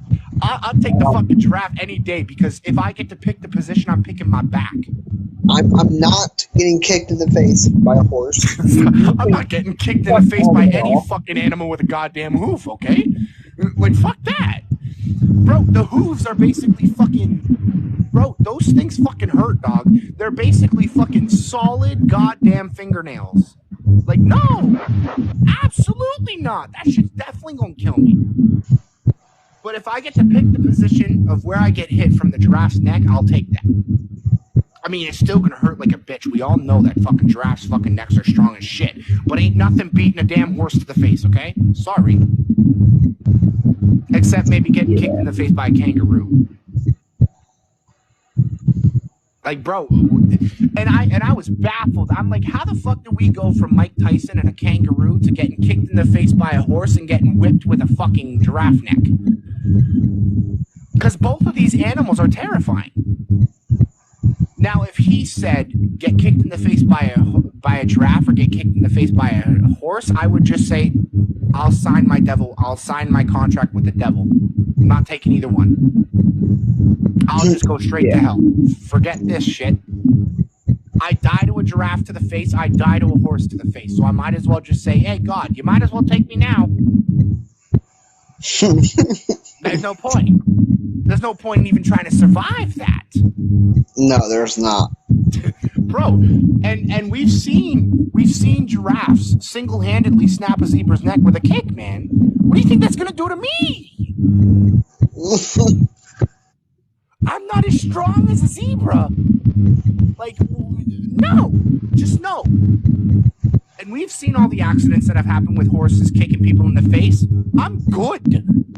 I'm 1,000% good. I'm not ending up in the ICU for nobody. Bro, if somebody's getting attacked by a horse and I have to dive in front of the horse and take a kick to the face to save them, I'm going to look at them with all my heart and say, I love you to death. But you can keep me away from that horse. Thank you very much. You got to take this one for the fans. Come on, man. Take it like a champ. Take it for the fam. You got to take this one for the team, man. I ain't doing that. I'm good. Sorry you put a horse involved in any situation, now I'm fucking running. It was, bro. You know who KSI is? No, I do not. KSI Logan Paul. Oh yeah. Yeah. So KSI's convinced he can beat up a horse. He was asked on a podcast, what animal do you think you could knock out? And he's like, I could knock out a horse. And his reasoning made sense to him, and I'm not gonna lie, it made sense to me a little bit at first too, because he said if I can land one clean shot and knock the horse out, it won't have the time to protect itself. My guy, but the problem is the horse is faster than you. The horse is also more durable than you. And if the horse can get you behind it for even a second and kick you, you die. So you got to get lucky. You got to hit that one punch, and if you don't land that punch, you risk pissing the horse off. You risk the horse turning around, booting you in the damn face. Yeah. So I don't think you can beat a horse. Sorry, not sorry. And then he said, if I couldn't beat up a horse, I'd beat up a chicken.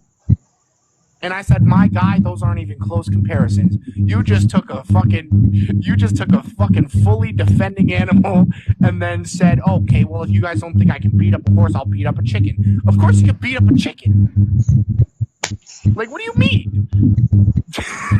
How do you go from a horse to a chicken? That's one motherfucker. I never got his train of thought. Like, bro, how do you downgrade so drastically? How do you convince yourself? How do you convince yourself so fully that you can beat up a horse, and then when everybody around you doubts you, you go straight for a chicken? Yeah, it don't make any sense whatsoever. Like, at least the dude could have said maybe a zebra, because zebras are not as strong when it comes to kicking as horses and shit are. But if he caught a kick from a zebra, it could probably still break his ribcage. Yeah. Yeah. So,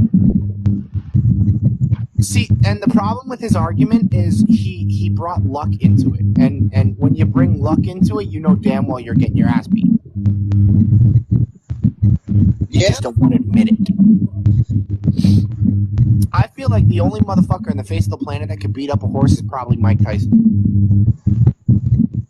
And the only reason I say that is because Mike Tyson is probably the only boxer that's stupid enough to challenge a fucking horse. Probably. Like, he would probably try, and then he would probably miserably fail, and he'd get kicked so hard in the head that his tattoo would fly off.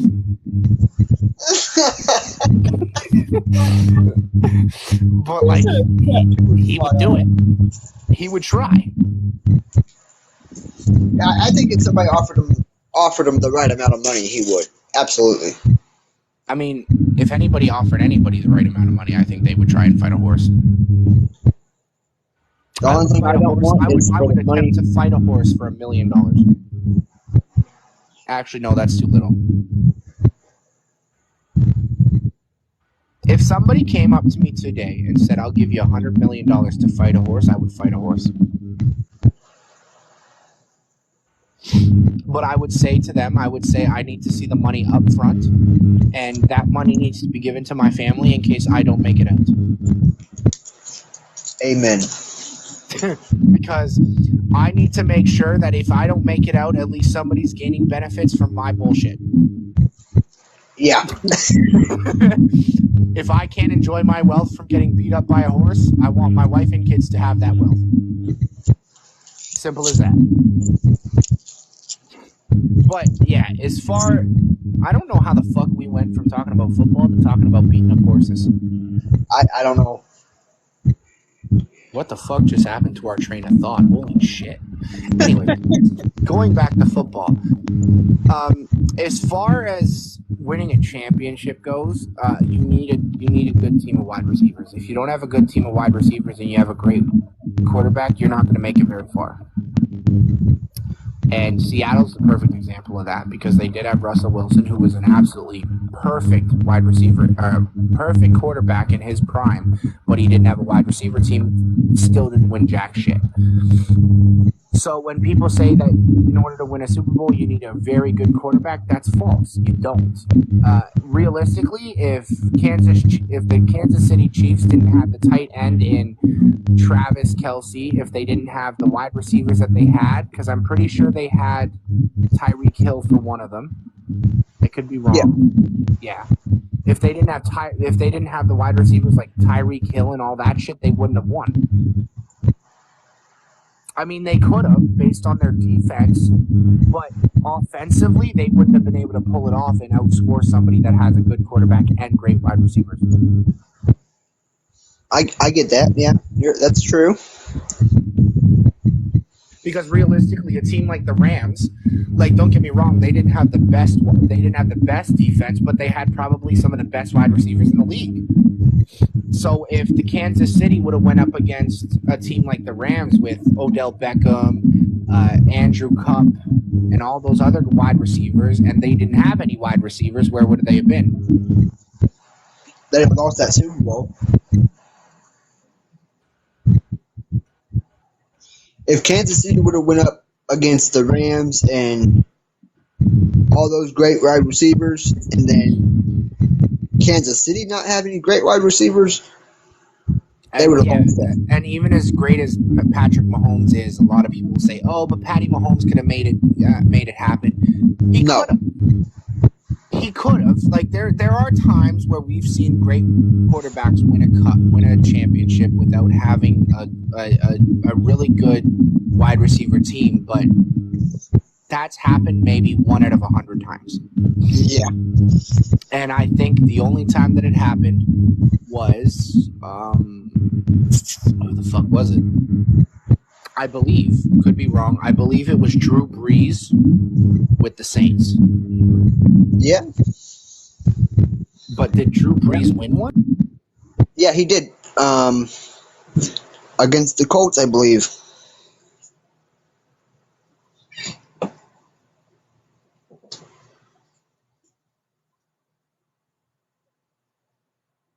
Yeah. 10 had no wide receiver game and somehow still came on top. But if we go back to that Super Bowl, I also believe that the Colts wide receivers weren't that great either. So, actually, that might be false, because I do believe that they did have a decent wide receiver game. Yeah, I was about to say, it depends on who you ask. I mean, if you go back to 2012, I think.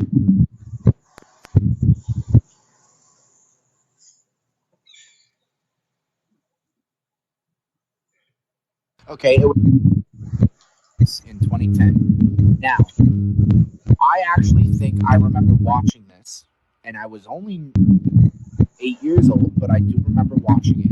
And I actually do believe that the worst thing about the Colts that year was their defense.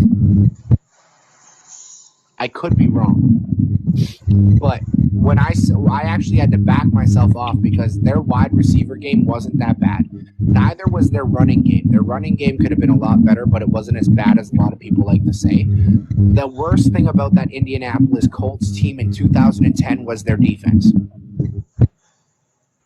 Yeah. Because they couldn't find an answer for Drew Brees.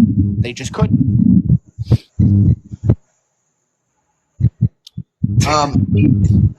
Drew Brees is the only one that I can remember in recent time that has won a Super Bowl without having a good wide receiver cast. Yes. In recent memory, no other quarterback has done that except for Drew Brees. And the reason Drew Brees is not spoke of very often is because Drew Brees was one of the most underrated quarterbacks ever. And I'll back that 1,000%. I do not think in a million years that Drew Brees should be as underrated as he fucking is. That is ridiculous. Yeah, your defense was not that great that year. You guys lost 31-17. Yeah. So what that tells me right there, just in the score alone, was your offense was great. You lacked on defense. Yeah. And if we're being realistic, the Saints defense wasn't that great that year either. But their defense was just slightly superior to the Colts, which allowed them to make a couple more of the important stops that they needed. Yeah, especially down that fourth quarter stretch. But yeah, I had to backpedal because when I said that the Colts wide receiver game wasn't that great, they had some great wide receivers, and if I'm not mistaken, you guys also had a really good quarterback at that point. 2010? Yeah. Oh God, I don't know who the quarterback was. I believe it was Peyton Manning.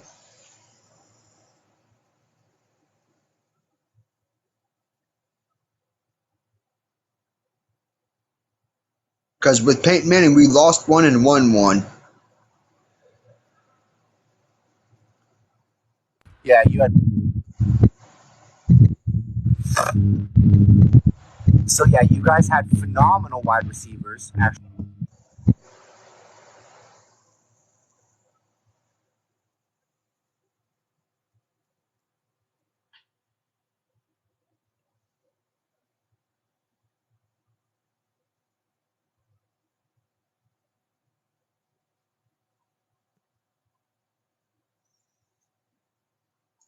Okay.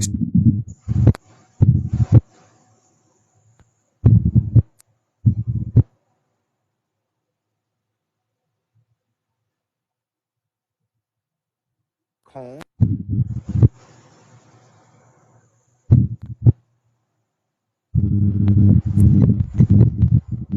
I believe Blair White wasn't the worst. I also believe, actually, I don't think any of those wide receivers were really that bad that year. I don't. You would remember what those close that much. I think we killed him. Killed who? You weren't talking. Oh no, you didn't kill me. Okay, so wide receivers from 2010 were Blair White, Garcon, or Gargon, whatever the fuck you say his name, and Collie. The first one, he was the main one, and he had issues coming out of college. His injury habit was... Okay, so then your wide receivers weren't that great then. His injury habit was real. So your wide receiver game was fantastic when healthy, but shit when not, is what you're saying. Yes. Okay, so if they were healthy in that 2010 Super Bowl, which I'm pretty sure they were because they played, and Yeah. Blair didn't have the worst numbers. From what I see, he had 120 yards that game, which not horrible, not great, but not horrible. He had more yards than most of the Saints wide receivers. So yeah, your wide receivers aren't the worst. They're not the best. They're not as good as they could have been, but they're definitely better than the Saints. But yeah, And the only reason the worst wide receiver game, and they won. The only reason he had more yards than the Saints wide receivers did is because more teams than not, especially when Peyton Manning was the Colts quarterback, the teams would run the ball a lot because they were scared of what the Colts offense could do. Yeah.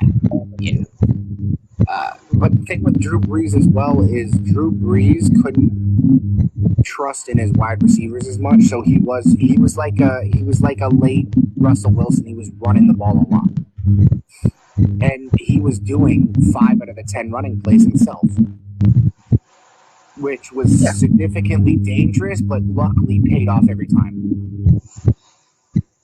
But also, the difference between Drew Brees and Russell Wilson is Russell Wilson don't know the appropriate time to get down.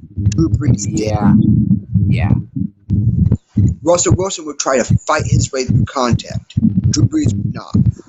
Yeah, Drew Brees played it smart because he would try and avoid contact at all times to prevent any injuries from happening, especially in that time, because in that time he was getting older, right? So he knew if any little contact could cause any little injury, the game was gone. So he played it smart. Russell Wilson is kind of dumb because as a quarterback, you shouldn't try and fight through contact. You should just give up and go down so you don't risk an injury. Because, I mean, we've seen a lot of quarterbacks play the same style as Russell Wilson and had their career cut short. I think Russell Wilson got lucky considering how long his career has lasted with how reckless he was when it came to taking contact. But if he would have played a lot smarter, I don't think he would have went down as hard as he was. Like right now, he's like a boulder fall in a free fall right now. There's no place for him to go but down. And with Drew Brees was able to stay healthy for so long because he avoided contact. Same thing with Tom Brady. Same thing with other great quarterbacks like Joe Montana. These quarterbacks were able to stay so good for so long because they avoid contact. Same thing with Aaron Rodgers. Aaron Rodgers is the perfect example. Look how good he's been for so long simply because he avoids contact. And let's be real, Aaron Rodgers and quarterbacks like Tom Brady have taken big hits, but they don't take big hits as frequently as Russell Wilson did. And Patty Mahomes is playing his non-contact game perfectly because he takes such little contact that he hasn't had his welcome to the NFL moment yet. Yeah. I mean, it'll happen. One day there will be a defensive tackle that breaks through and absolutely fucking shreds his shit. I'm surprised. I mean, realistically. Actually, to be fair, I would say that hit from Aaron Donald onto Patty Mahomes was pretty fucking bad. Yeah. Like, that would shook him 100%. If you think about it, he did have his welcome to the NFL moment in Super Bowl, I want to say 54, no, Super Bowl 55, when he lost to the Bucks. Yeah, but he didn't really take a big hit. So that was like, I feel like if you want to consider him taking his welcome to the NFL moment, it's when Aaron Donald shredded through his offensive line and absolutely fucking hammered him.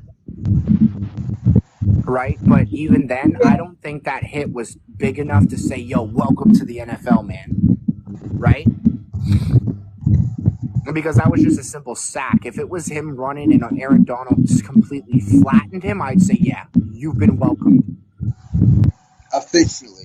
Yeah, but that I would say that hit that Aaron Donald landed on him for that sack was pretty rough. It wasn't rough enough. Sorry. No, I didn't ruffle his feathers. Yeah. I think with that hit, I think Aaron Donald, especially because of who Aaron Donald is, he could have done a lot more. He come right back the next play and threw a touchdown.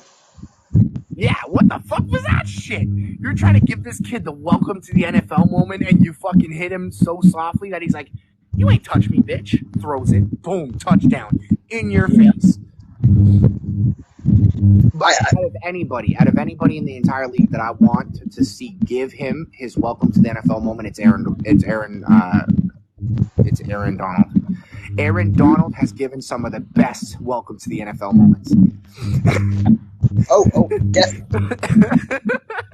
Like, bro, his hit on fucking who the fuck was it? Oh shit, I think it was. What was it? Was it Allen? Josh Allen? Yep.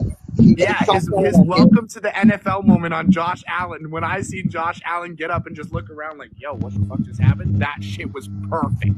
That's what I want to see happen to Patty Mahomes at least once. And you know what? There's a lot of players, especially from the Rams, that will tell you that they would hate to be on Aaron Donald's bad side. Bro, I'm pretty sure every single player in the league doesn't want to be on Aaron Donald's bad side, bro. That dude is a fucking unit. Yo. A lot of people say, oh, he's a small dude. Aaron Donald's not a small dude. You ever see that? Bro, we watched Aaron Donald go head-to-head with fucking Marshawn Lynch and put Marshawn Lynch on his ass. I still remember that damn play. A rookie Aaron Donald laid out a vet Marshawn Lynch. And Marshawn Lynch was no small dude. Like, dude, Marshawn Lynch was what, 6'4", 290 pounds? Yeah. Like, dude, he was a monster. And we just seen a rookie Aaron Donald come out of nowhere and fucking land him on his ass. There is not even Marshawn Lynch after that hits. He was interviewed about that, and I don't know if you remember this interview, but Marshawn Lynch, the first thing he said was, that rookie scares the fuck out of me. and everybody's like, who are you talking about? And he's like, that Aaron Donald dude? Fuck that. If I ever see him again, I'm going the other way. Fuck that. I'm not challenging him ever again. I went up against a rookie and got humiliated in my veterancy. This is bullshit. But yeah, his exact words were, that fucking rookie scares the fuck out of me. Most veterans don't expect a rookie, no matter who you are. Exactly. But I feel like that fucking line, I don't think I've ever heard Marshawn Lynch in my life say he was scared of somebody. So for him to say that he was terrified of Aaron Donald as a rookie says a lot. There was a player, I can't remember who it was, but there was a player that used to go into those meetings, and he'd be asked questions, and he would sit there, and all he would say was, "I'm just here so I don't get fined." I know who you're talking about too. I know. Was it not him? I swear it was Marshawn Lynch. Was it Marshawn Lynch? I think it was.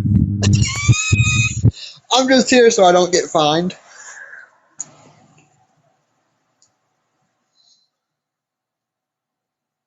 Yeah, it was. Look up that exact sentence. If you look up, "I'm just here so I don't get fined," it says Marshawn Lynch's most bizarre moments. Bro, Marshawn Lynch didn't give a fuck. But yeah, but I feel like people really got a hold of who Aaron Donald was when he hit Marshawn Lynch today. Because he was so overlooked because of the fact that he was a rookie, that when he landed and when he fucking laid out Marshawn Lynch and Marshawn Lynch shit, that rookie scares the fuck out of me. That's where Aaron Donald got all of his hype from. Yeah. And I'm not going to lie to you, Aaron Donald has lived up to that hype perfectly. He has. Like, when it's all said and done, top 3 defensive tackle all time. Absolutely. No, hands down, no ifs, ands, or buts. Guaranteed first ballot Hall of Famer. There's, if I think if he retires today, he's already a top 3 defensive tackle all time. Anyone in this live, or anyone watching from the For You page, if you can debate that with a good argument, I will let you in the box. Bro, I would love to hear a good argument that pushes Aaron Donald at the top 3 defensive tackles all time. I'd love to hear it. I want to be challenged on this because I don't think I'll ever be convinced. There are very few the defensive tackles that have been able to do what Aaron Donald has been able to do. If anyone can challenge him with a good argument, like if we're being realistic, where do you rank Marshawn Lynch all time for running back? Running backs all time? Yeah. Where do you put Marshawn Lynch in that list? No lower than number 2. Yeah, right? Okay, so before Aaron Donald came into that league and completely swept Marshawn Lynch off of his legs and completely fucking destroyed him in that game, Marshawn Lynch was easily the most unstoppable running back of our entire generation. And then a rookie by the name of Aaron Donald came out of absolutely fucking nowhere and stopped him. Aaron Donald, I believe Aaron Donald was the one who gave Baker Mayfield his welcome to the NFL moment. Yeah, he is. That fucking hit was ridiculous, and I low-key felt bad for Baker Mayfield. Not gonna lie to you. But at the end of the day, everybody needs to have their welcome to the NFL moment, and eventually it's gonna happen to Patty Mahomes too. Pray to God he doesn't get hurt, but it's gonna happen. Like, anytime a welcome to the NFL moment happens, I pray to God they're not hurt. Pray to God everything's okay. But you had it coming, motherfucker. Yeah. Everybody has it coming at least once. And you know what? Myles Garrett for the Browns, he started off really good. And now it's... I don't know what the fuck happened to him, bro. I really don't. I'm honestly disappointed with how he turned out. He's starting to get injured an awful lot. Yeah. I mean, it sucks, man. I mean, bro. But yeah, when it comes to Aaron Gordon, I don't think I can name more than 2 defensive tackles that are better than him all time.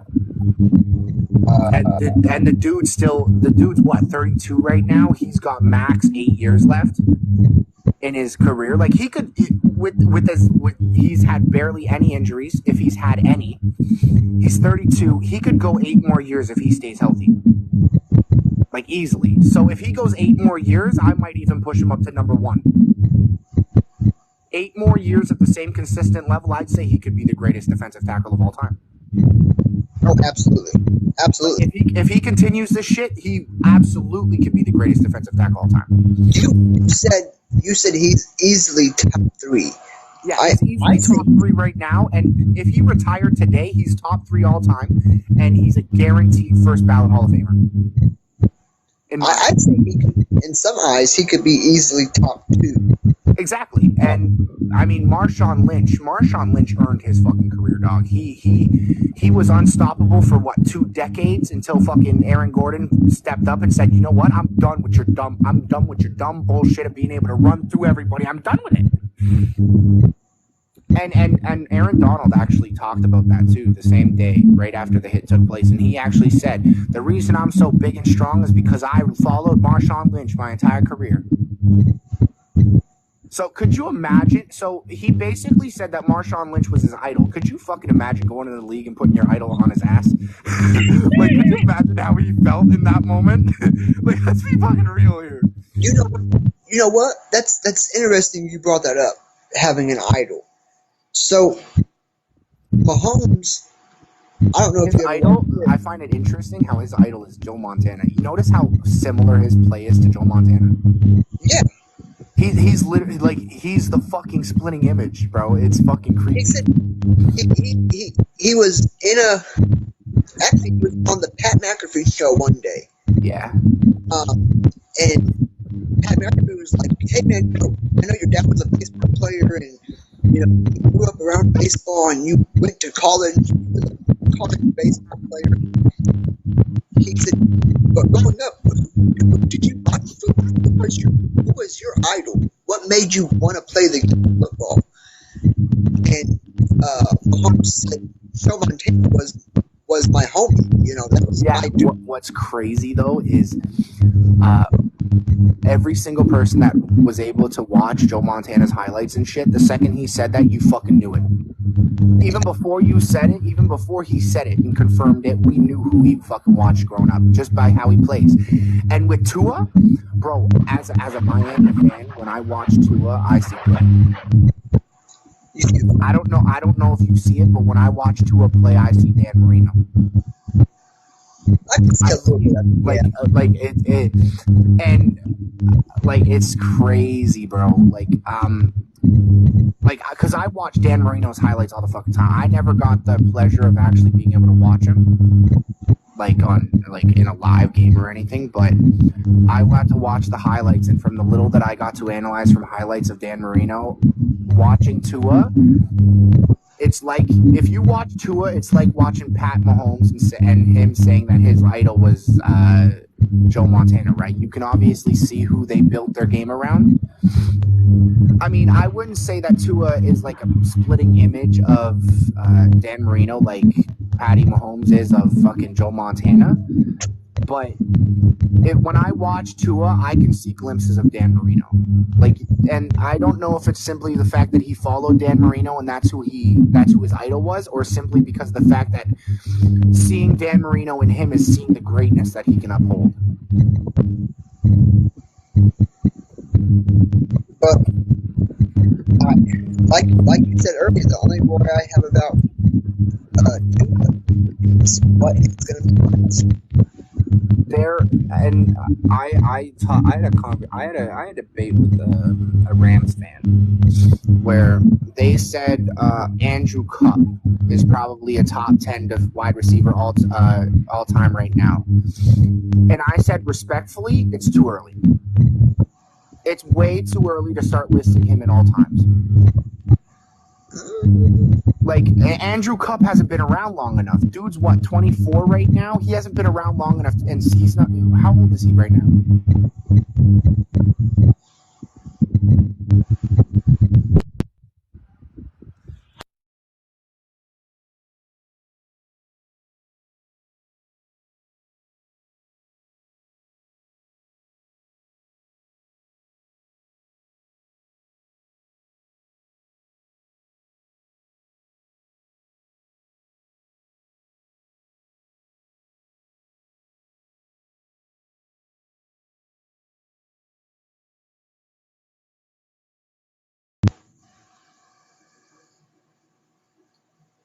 Fuck, he's 30?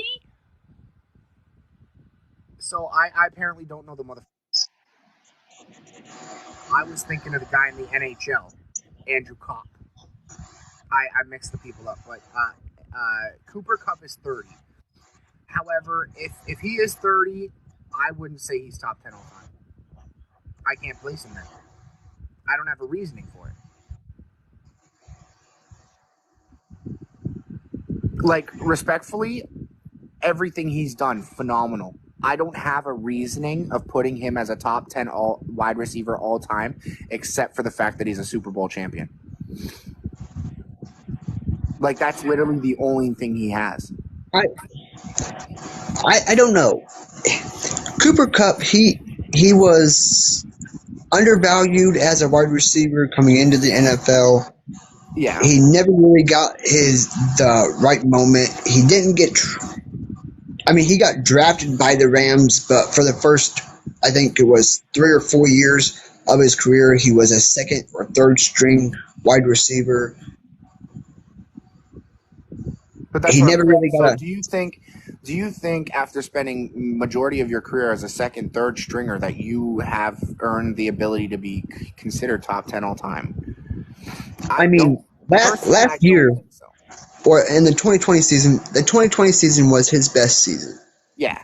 That's when the Rams won the Super Bowl. Yeah, and he won MVP for that Super Bowl. But yes. Other than that one, like, realistically, I can name more than 10 wide receivers that are better than him all time. Yeah. Like, by far. I do believe 100% that he could end his career in the top 10, but I think that's as far as he gets. He's got to stay consistent and great for the next maybe 5-6 years of his career if he's around that long, and I'll consider him for top 10. But as it stands right now in this day and age, I can't place him top 10 right now. I can't either. I can place him top 15, maybe, but it's even hard to place him top 15.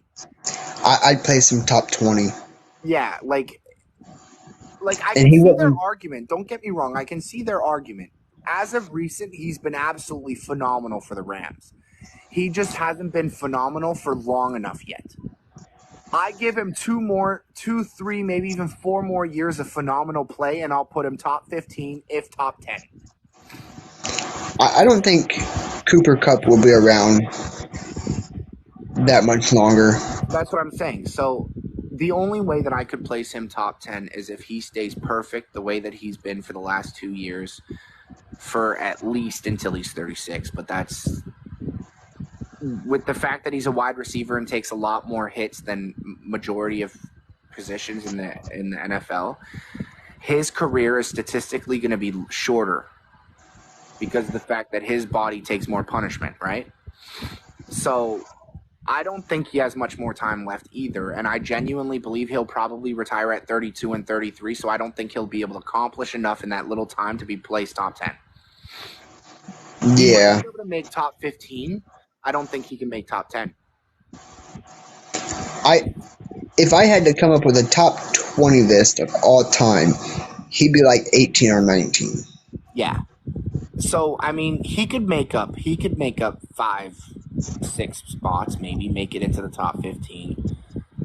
I don't see him in 3 years' time. I just don't see him being able to close the gap to make it top 10. I don't. No. You're not moving up 11 plus spots in 3 years. Yeah, I get it. Rams fans are going to be biased in the certain situations, but you gotta be realistic about it too, because in my opinion too, I'm putting Odell over Cooper Kupp.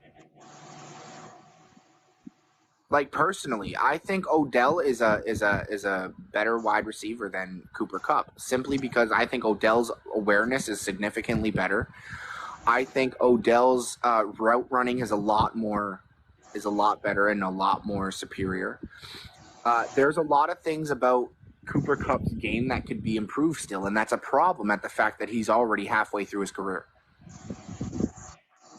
And a lot of things, don't get me wrong, Odell is also in this stage, because he's, 32, 33 right now, maybe even a little bit older than that.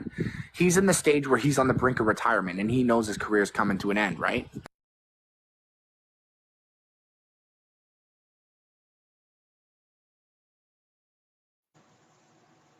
Odell is 30 years old.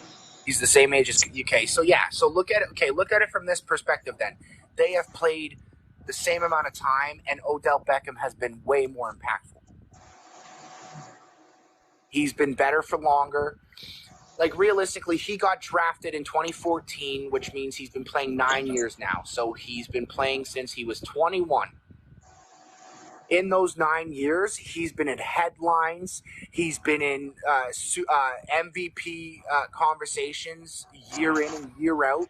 He's won Catch of the Year, I think, 7 times now, which is remarkable considering the fact that he's only been in the league for 9 years.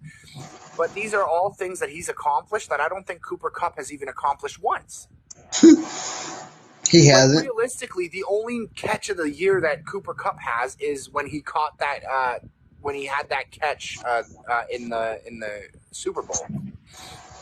But that wasn't even Catch of the Year. That was Catch of the Super Bowl.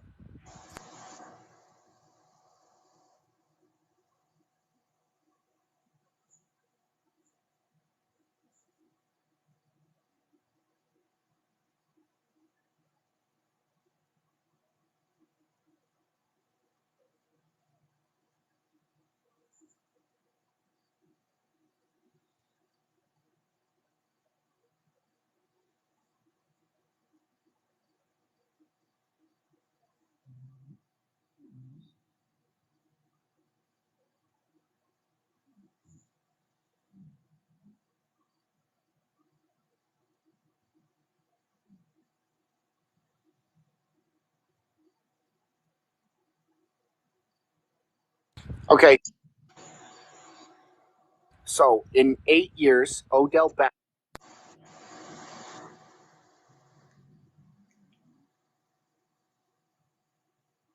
has 531 catches, 7,400 yards. In 8 years, Cooper Kupp has 493 catches on only 5,063 yards. But then again, here's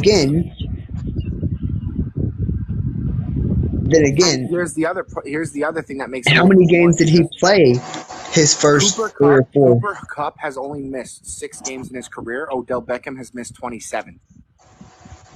Oh my God! Which meaning in those 8 seasons, Odell Beckham has missed 4 times the amount of games that Cooper Kupp has missed. And also keep in mind, after the Rams won that Super Bowl, Odell Beckham in that Super Bowl tore his ACL, which left him out the entirety of the next season, which is the 27 games that he missed, because he was out all that next season. Yeah. So in 8 seasons, and keep in mind, this is Odell's 9th season that just came to an end, which means it says that he's played 8 seasons, which means he's missed an entire season. Cooper Kupp has officially played 9 seasons in the league. However, I will say in Cooper Kupp's best year, which was, like you said, 21 to 2022, which was when they won it, I believe, he had 220 catches for nearly 2,500 yards in that season alone. However, in Odell's best season for New York, he had just over 250 catches in the 20-some-odd games that they play in a season, and he had just over 3,500 yards. So, I mean, when it comes to comparing them as Rams alone, Odell still had the better Rams season. Because Odell has been in that 2021-2022 season, when Cooper Kupp had 220 catches for 20.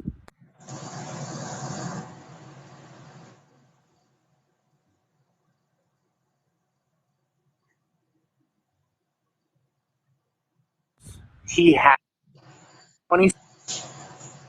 20 catches for 2,759 yards for 23 touchdowns. And in that same year, Odell Beckham had 230 catches for 2,832 on 24 touchdowns. So not by much, but Odell was better, right? It wasn't. It was a very close race, but overall, Odell was the better player.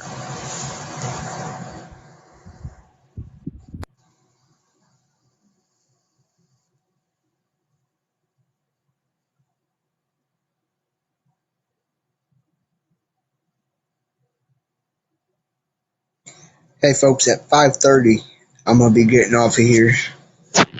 I gotta do some things, and In then 2021, Odell was injured for half the year. You remember that, right? The yep. year that the year that they won the Super Bowl, he was injured and then came back come Super Bowl time. Correct? So, Good. in that time, in 7 games in the regular season that year, and Cooper Kupp played all 26 games. Okay? 26 catches, just under 2,800 yards with 23 touchdowns. Right? 20 games more than Odell.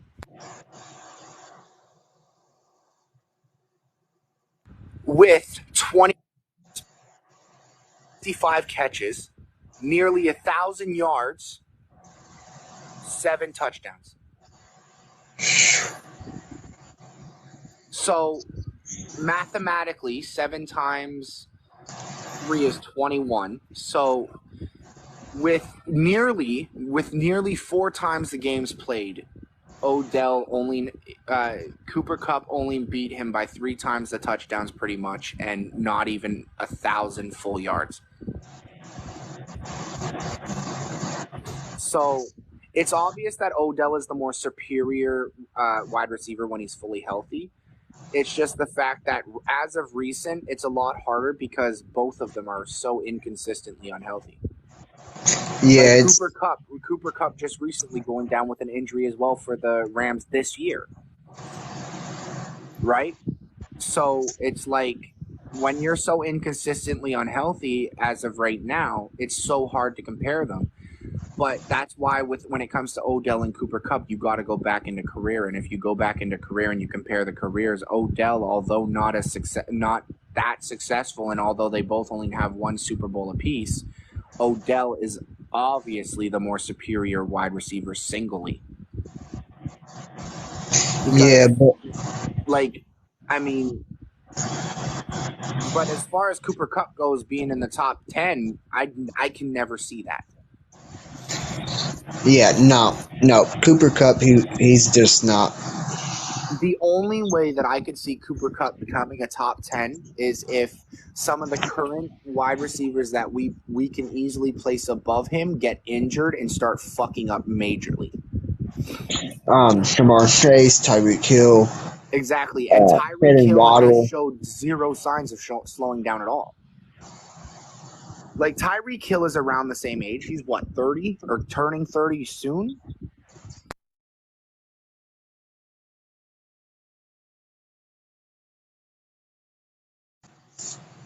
He is 29. So he turns ages them. And at 29 right now, he's healthy as can be, and he just broke a record for the Dolphins for most most yards in a game, correct? Yep. So he's breaking records at 29 while Cooper Kupp's getting injured at 30. And I mean, I could be wrong. In a year from now, Tyreek Hill turns 30 and gets probably a career-ending injury. Anything can fucking happen. But with how healthy and consistent Tyreek Hill has been his entire career, I don't think there's a chance of him having a career-ending injury. I think there's a chance that he gets injured because every single player gets injured at least once. So yes. Tyreek Hill has an injury coming. I don't think he has a single chance in hell of it being a career-ending one, though. And in order for, because in my mind right now, Tyreek Hill is a guaranteed top 10 wide receiver right now. All time? Yeah. He's a guaranteed top 5. Yeah, but that's what I'm saying. So these are the current players, though. Like, a lot of the top 10 are retired players, right? Yeah. So the current players that we're talking about is Tyreek Hill is easily top 10 because these are some of the players that Cooper Kupp would have to have beat. And I just don't see him being able to beat Tyreek Hill. Me either. Like, oh my God, like, And even with current players, like Odell right now for me is top 15. In a few years, I could see him. He's out of the two of them. Odell is probably the only one, if not in the top 10 already. He could sneak into the top 10 by the end of his career, hands down, easily. Most definitely. Right now, I have Odell at like 13, 12 for me. Right. I mean, some people would argue that you should probably place him a little bit higher. When you say higher, are you talking like placing him in the top 10, or are you talking like no, like higher meaning like you could place him probably at 11. Yeah, but that's what I'm saying. So like I have him at 13, 12. If there are people that can argue that he's 11, I don't know how to argue that really. But me either. But if for the people that place him 11 right now, he could easily make top 10. But for a player like Cooper Kupp, where a lot of us put him at not barely scratching top 20, it's nearly impossible for him to gain enough speed and enough statistics and enough accomplishments and accolades to put him in top 10. Yeah. Because right now, I mean, what really pushed Odell in accolades for me and in all-time greatness was when he won that Super Bowl. Yep. And the only reason that for me the Super Bowl had any effect on him all time in whatsoever is because in that Super Bowl he played a huge part of that victory. Yes, he did. Before he went down with that ACL injury, he had 2 touchdowns. So in that Super Bowl, he scored the first 2 touchdowns for the Rams. And in those 2 touchdowns, he had 180 yards. So, and you look at Cooper Kupp, who won the MVP for that game, and Cooper Kupp only ended that game with 220 yards while having 2 touchdowns. So he only beat Odell by 40 yards that game, and the only reason he beat Odell is because Odell went down with an injury. Yeah. If Odell would have played that whole game, Odell would have most likely won that MVP. Because he scored what? I believe the first touchdown was in the first 5 minutes of the game. And then he scored another touchdown, and on that second touchdown play, that's when he went down with the injury. Because he ended up getting hurt, and he ended up pushing himself to the end zone before he went down.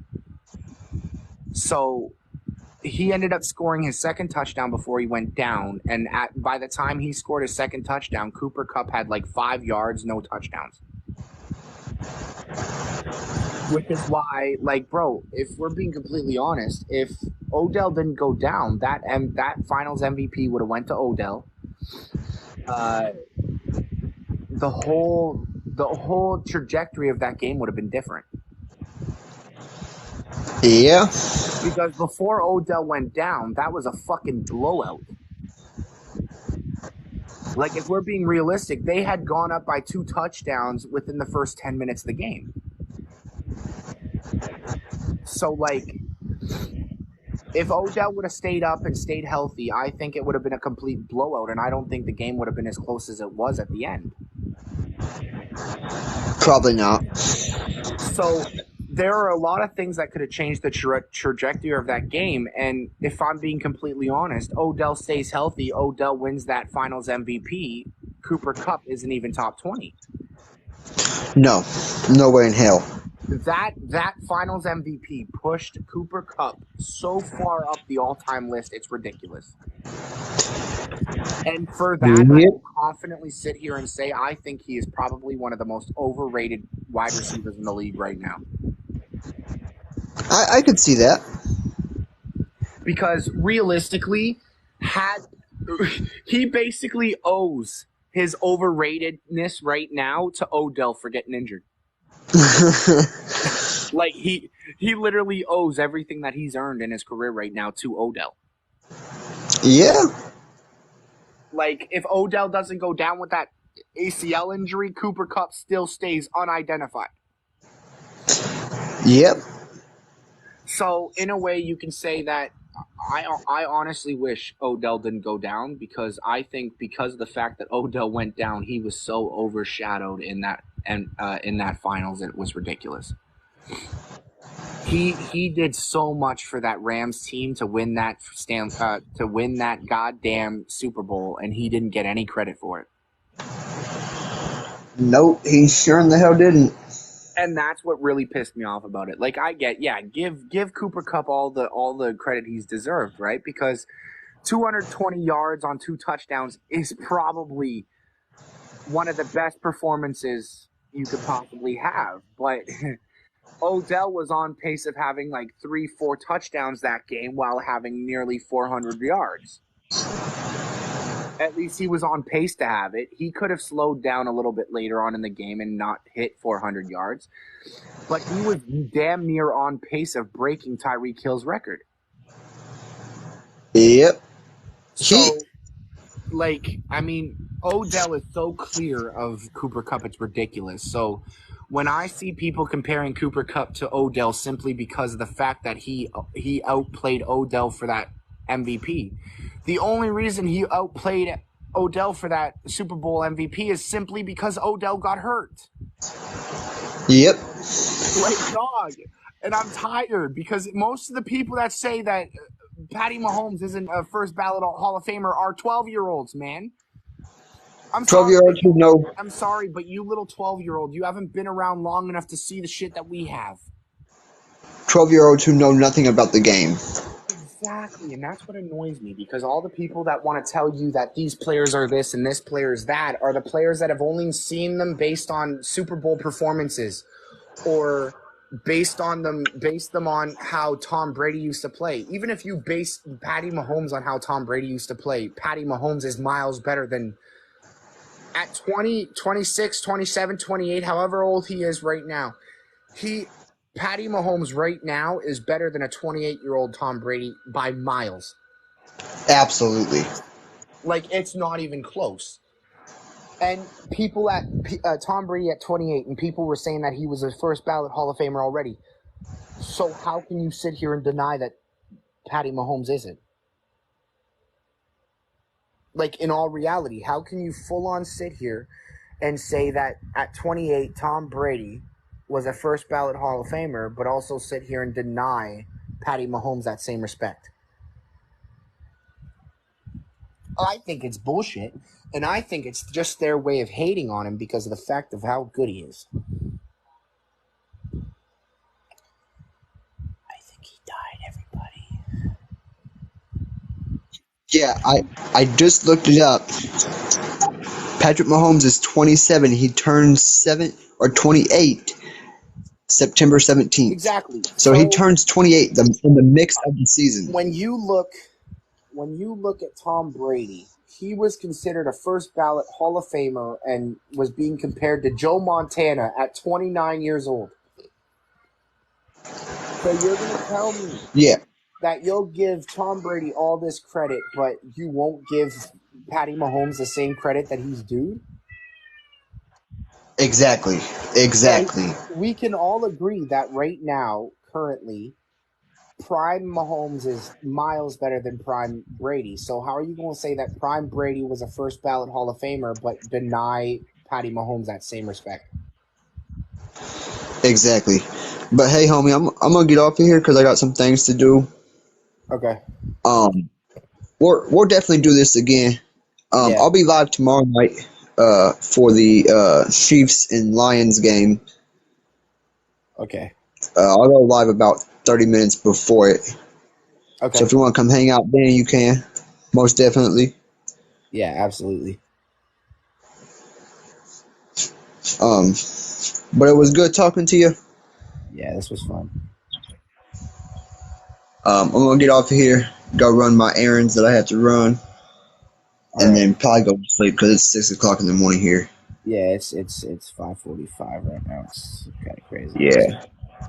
All right. Talk to you later. All right, bro. Peace. See ya.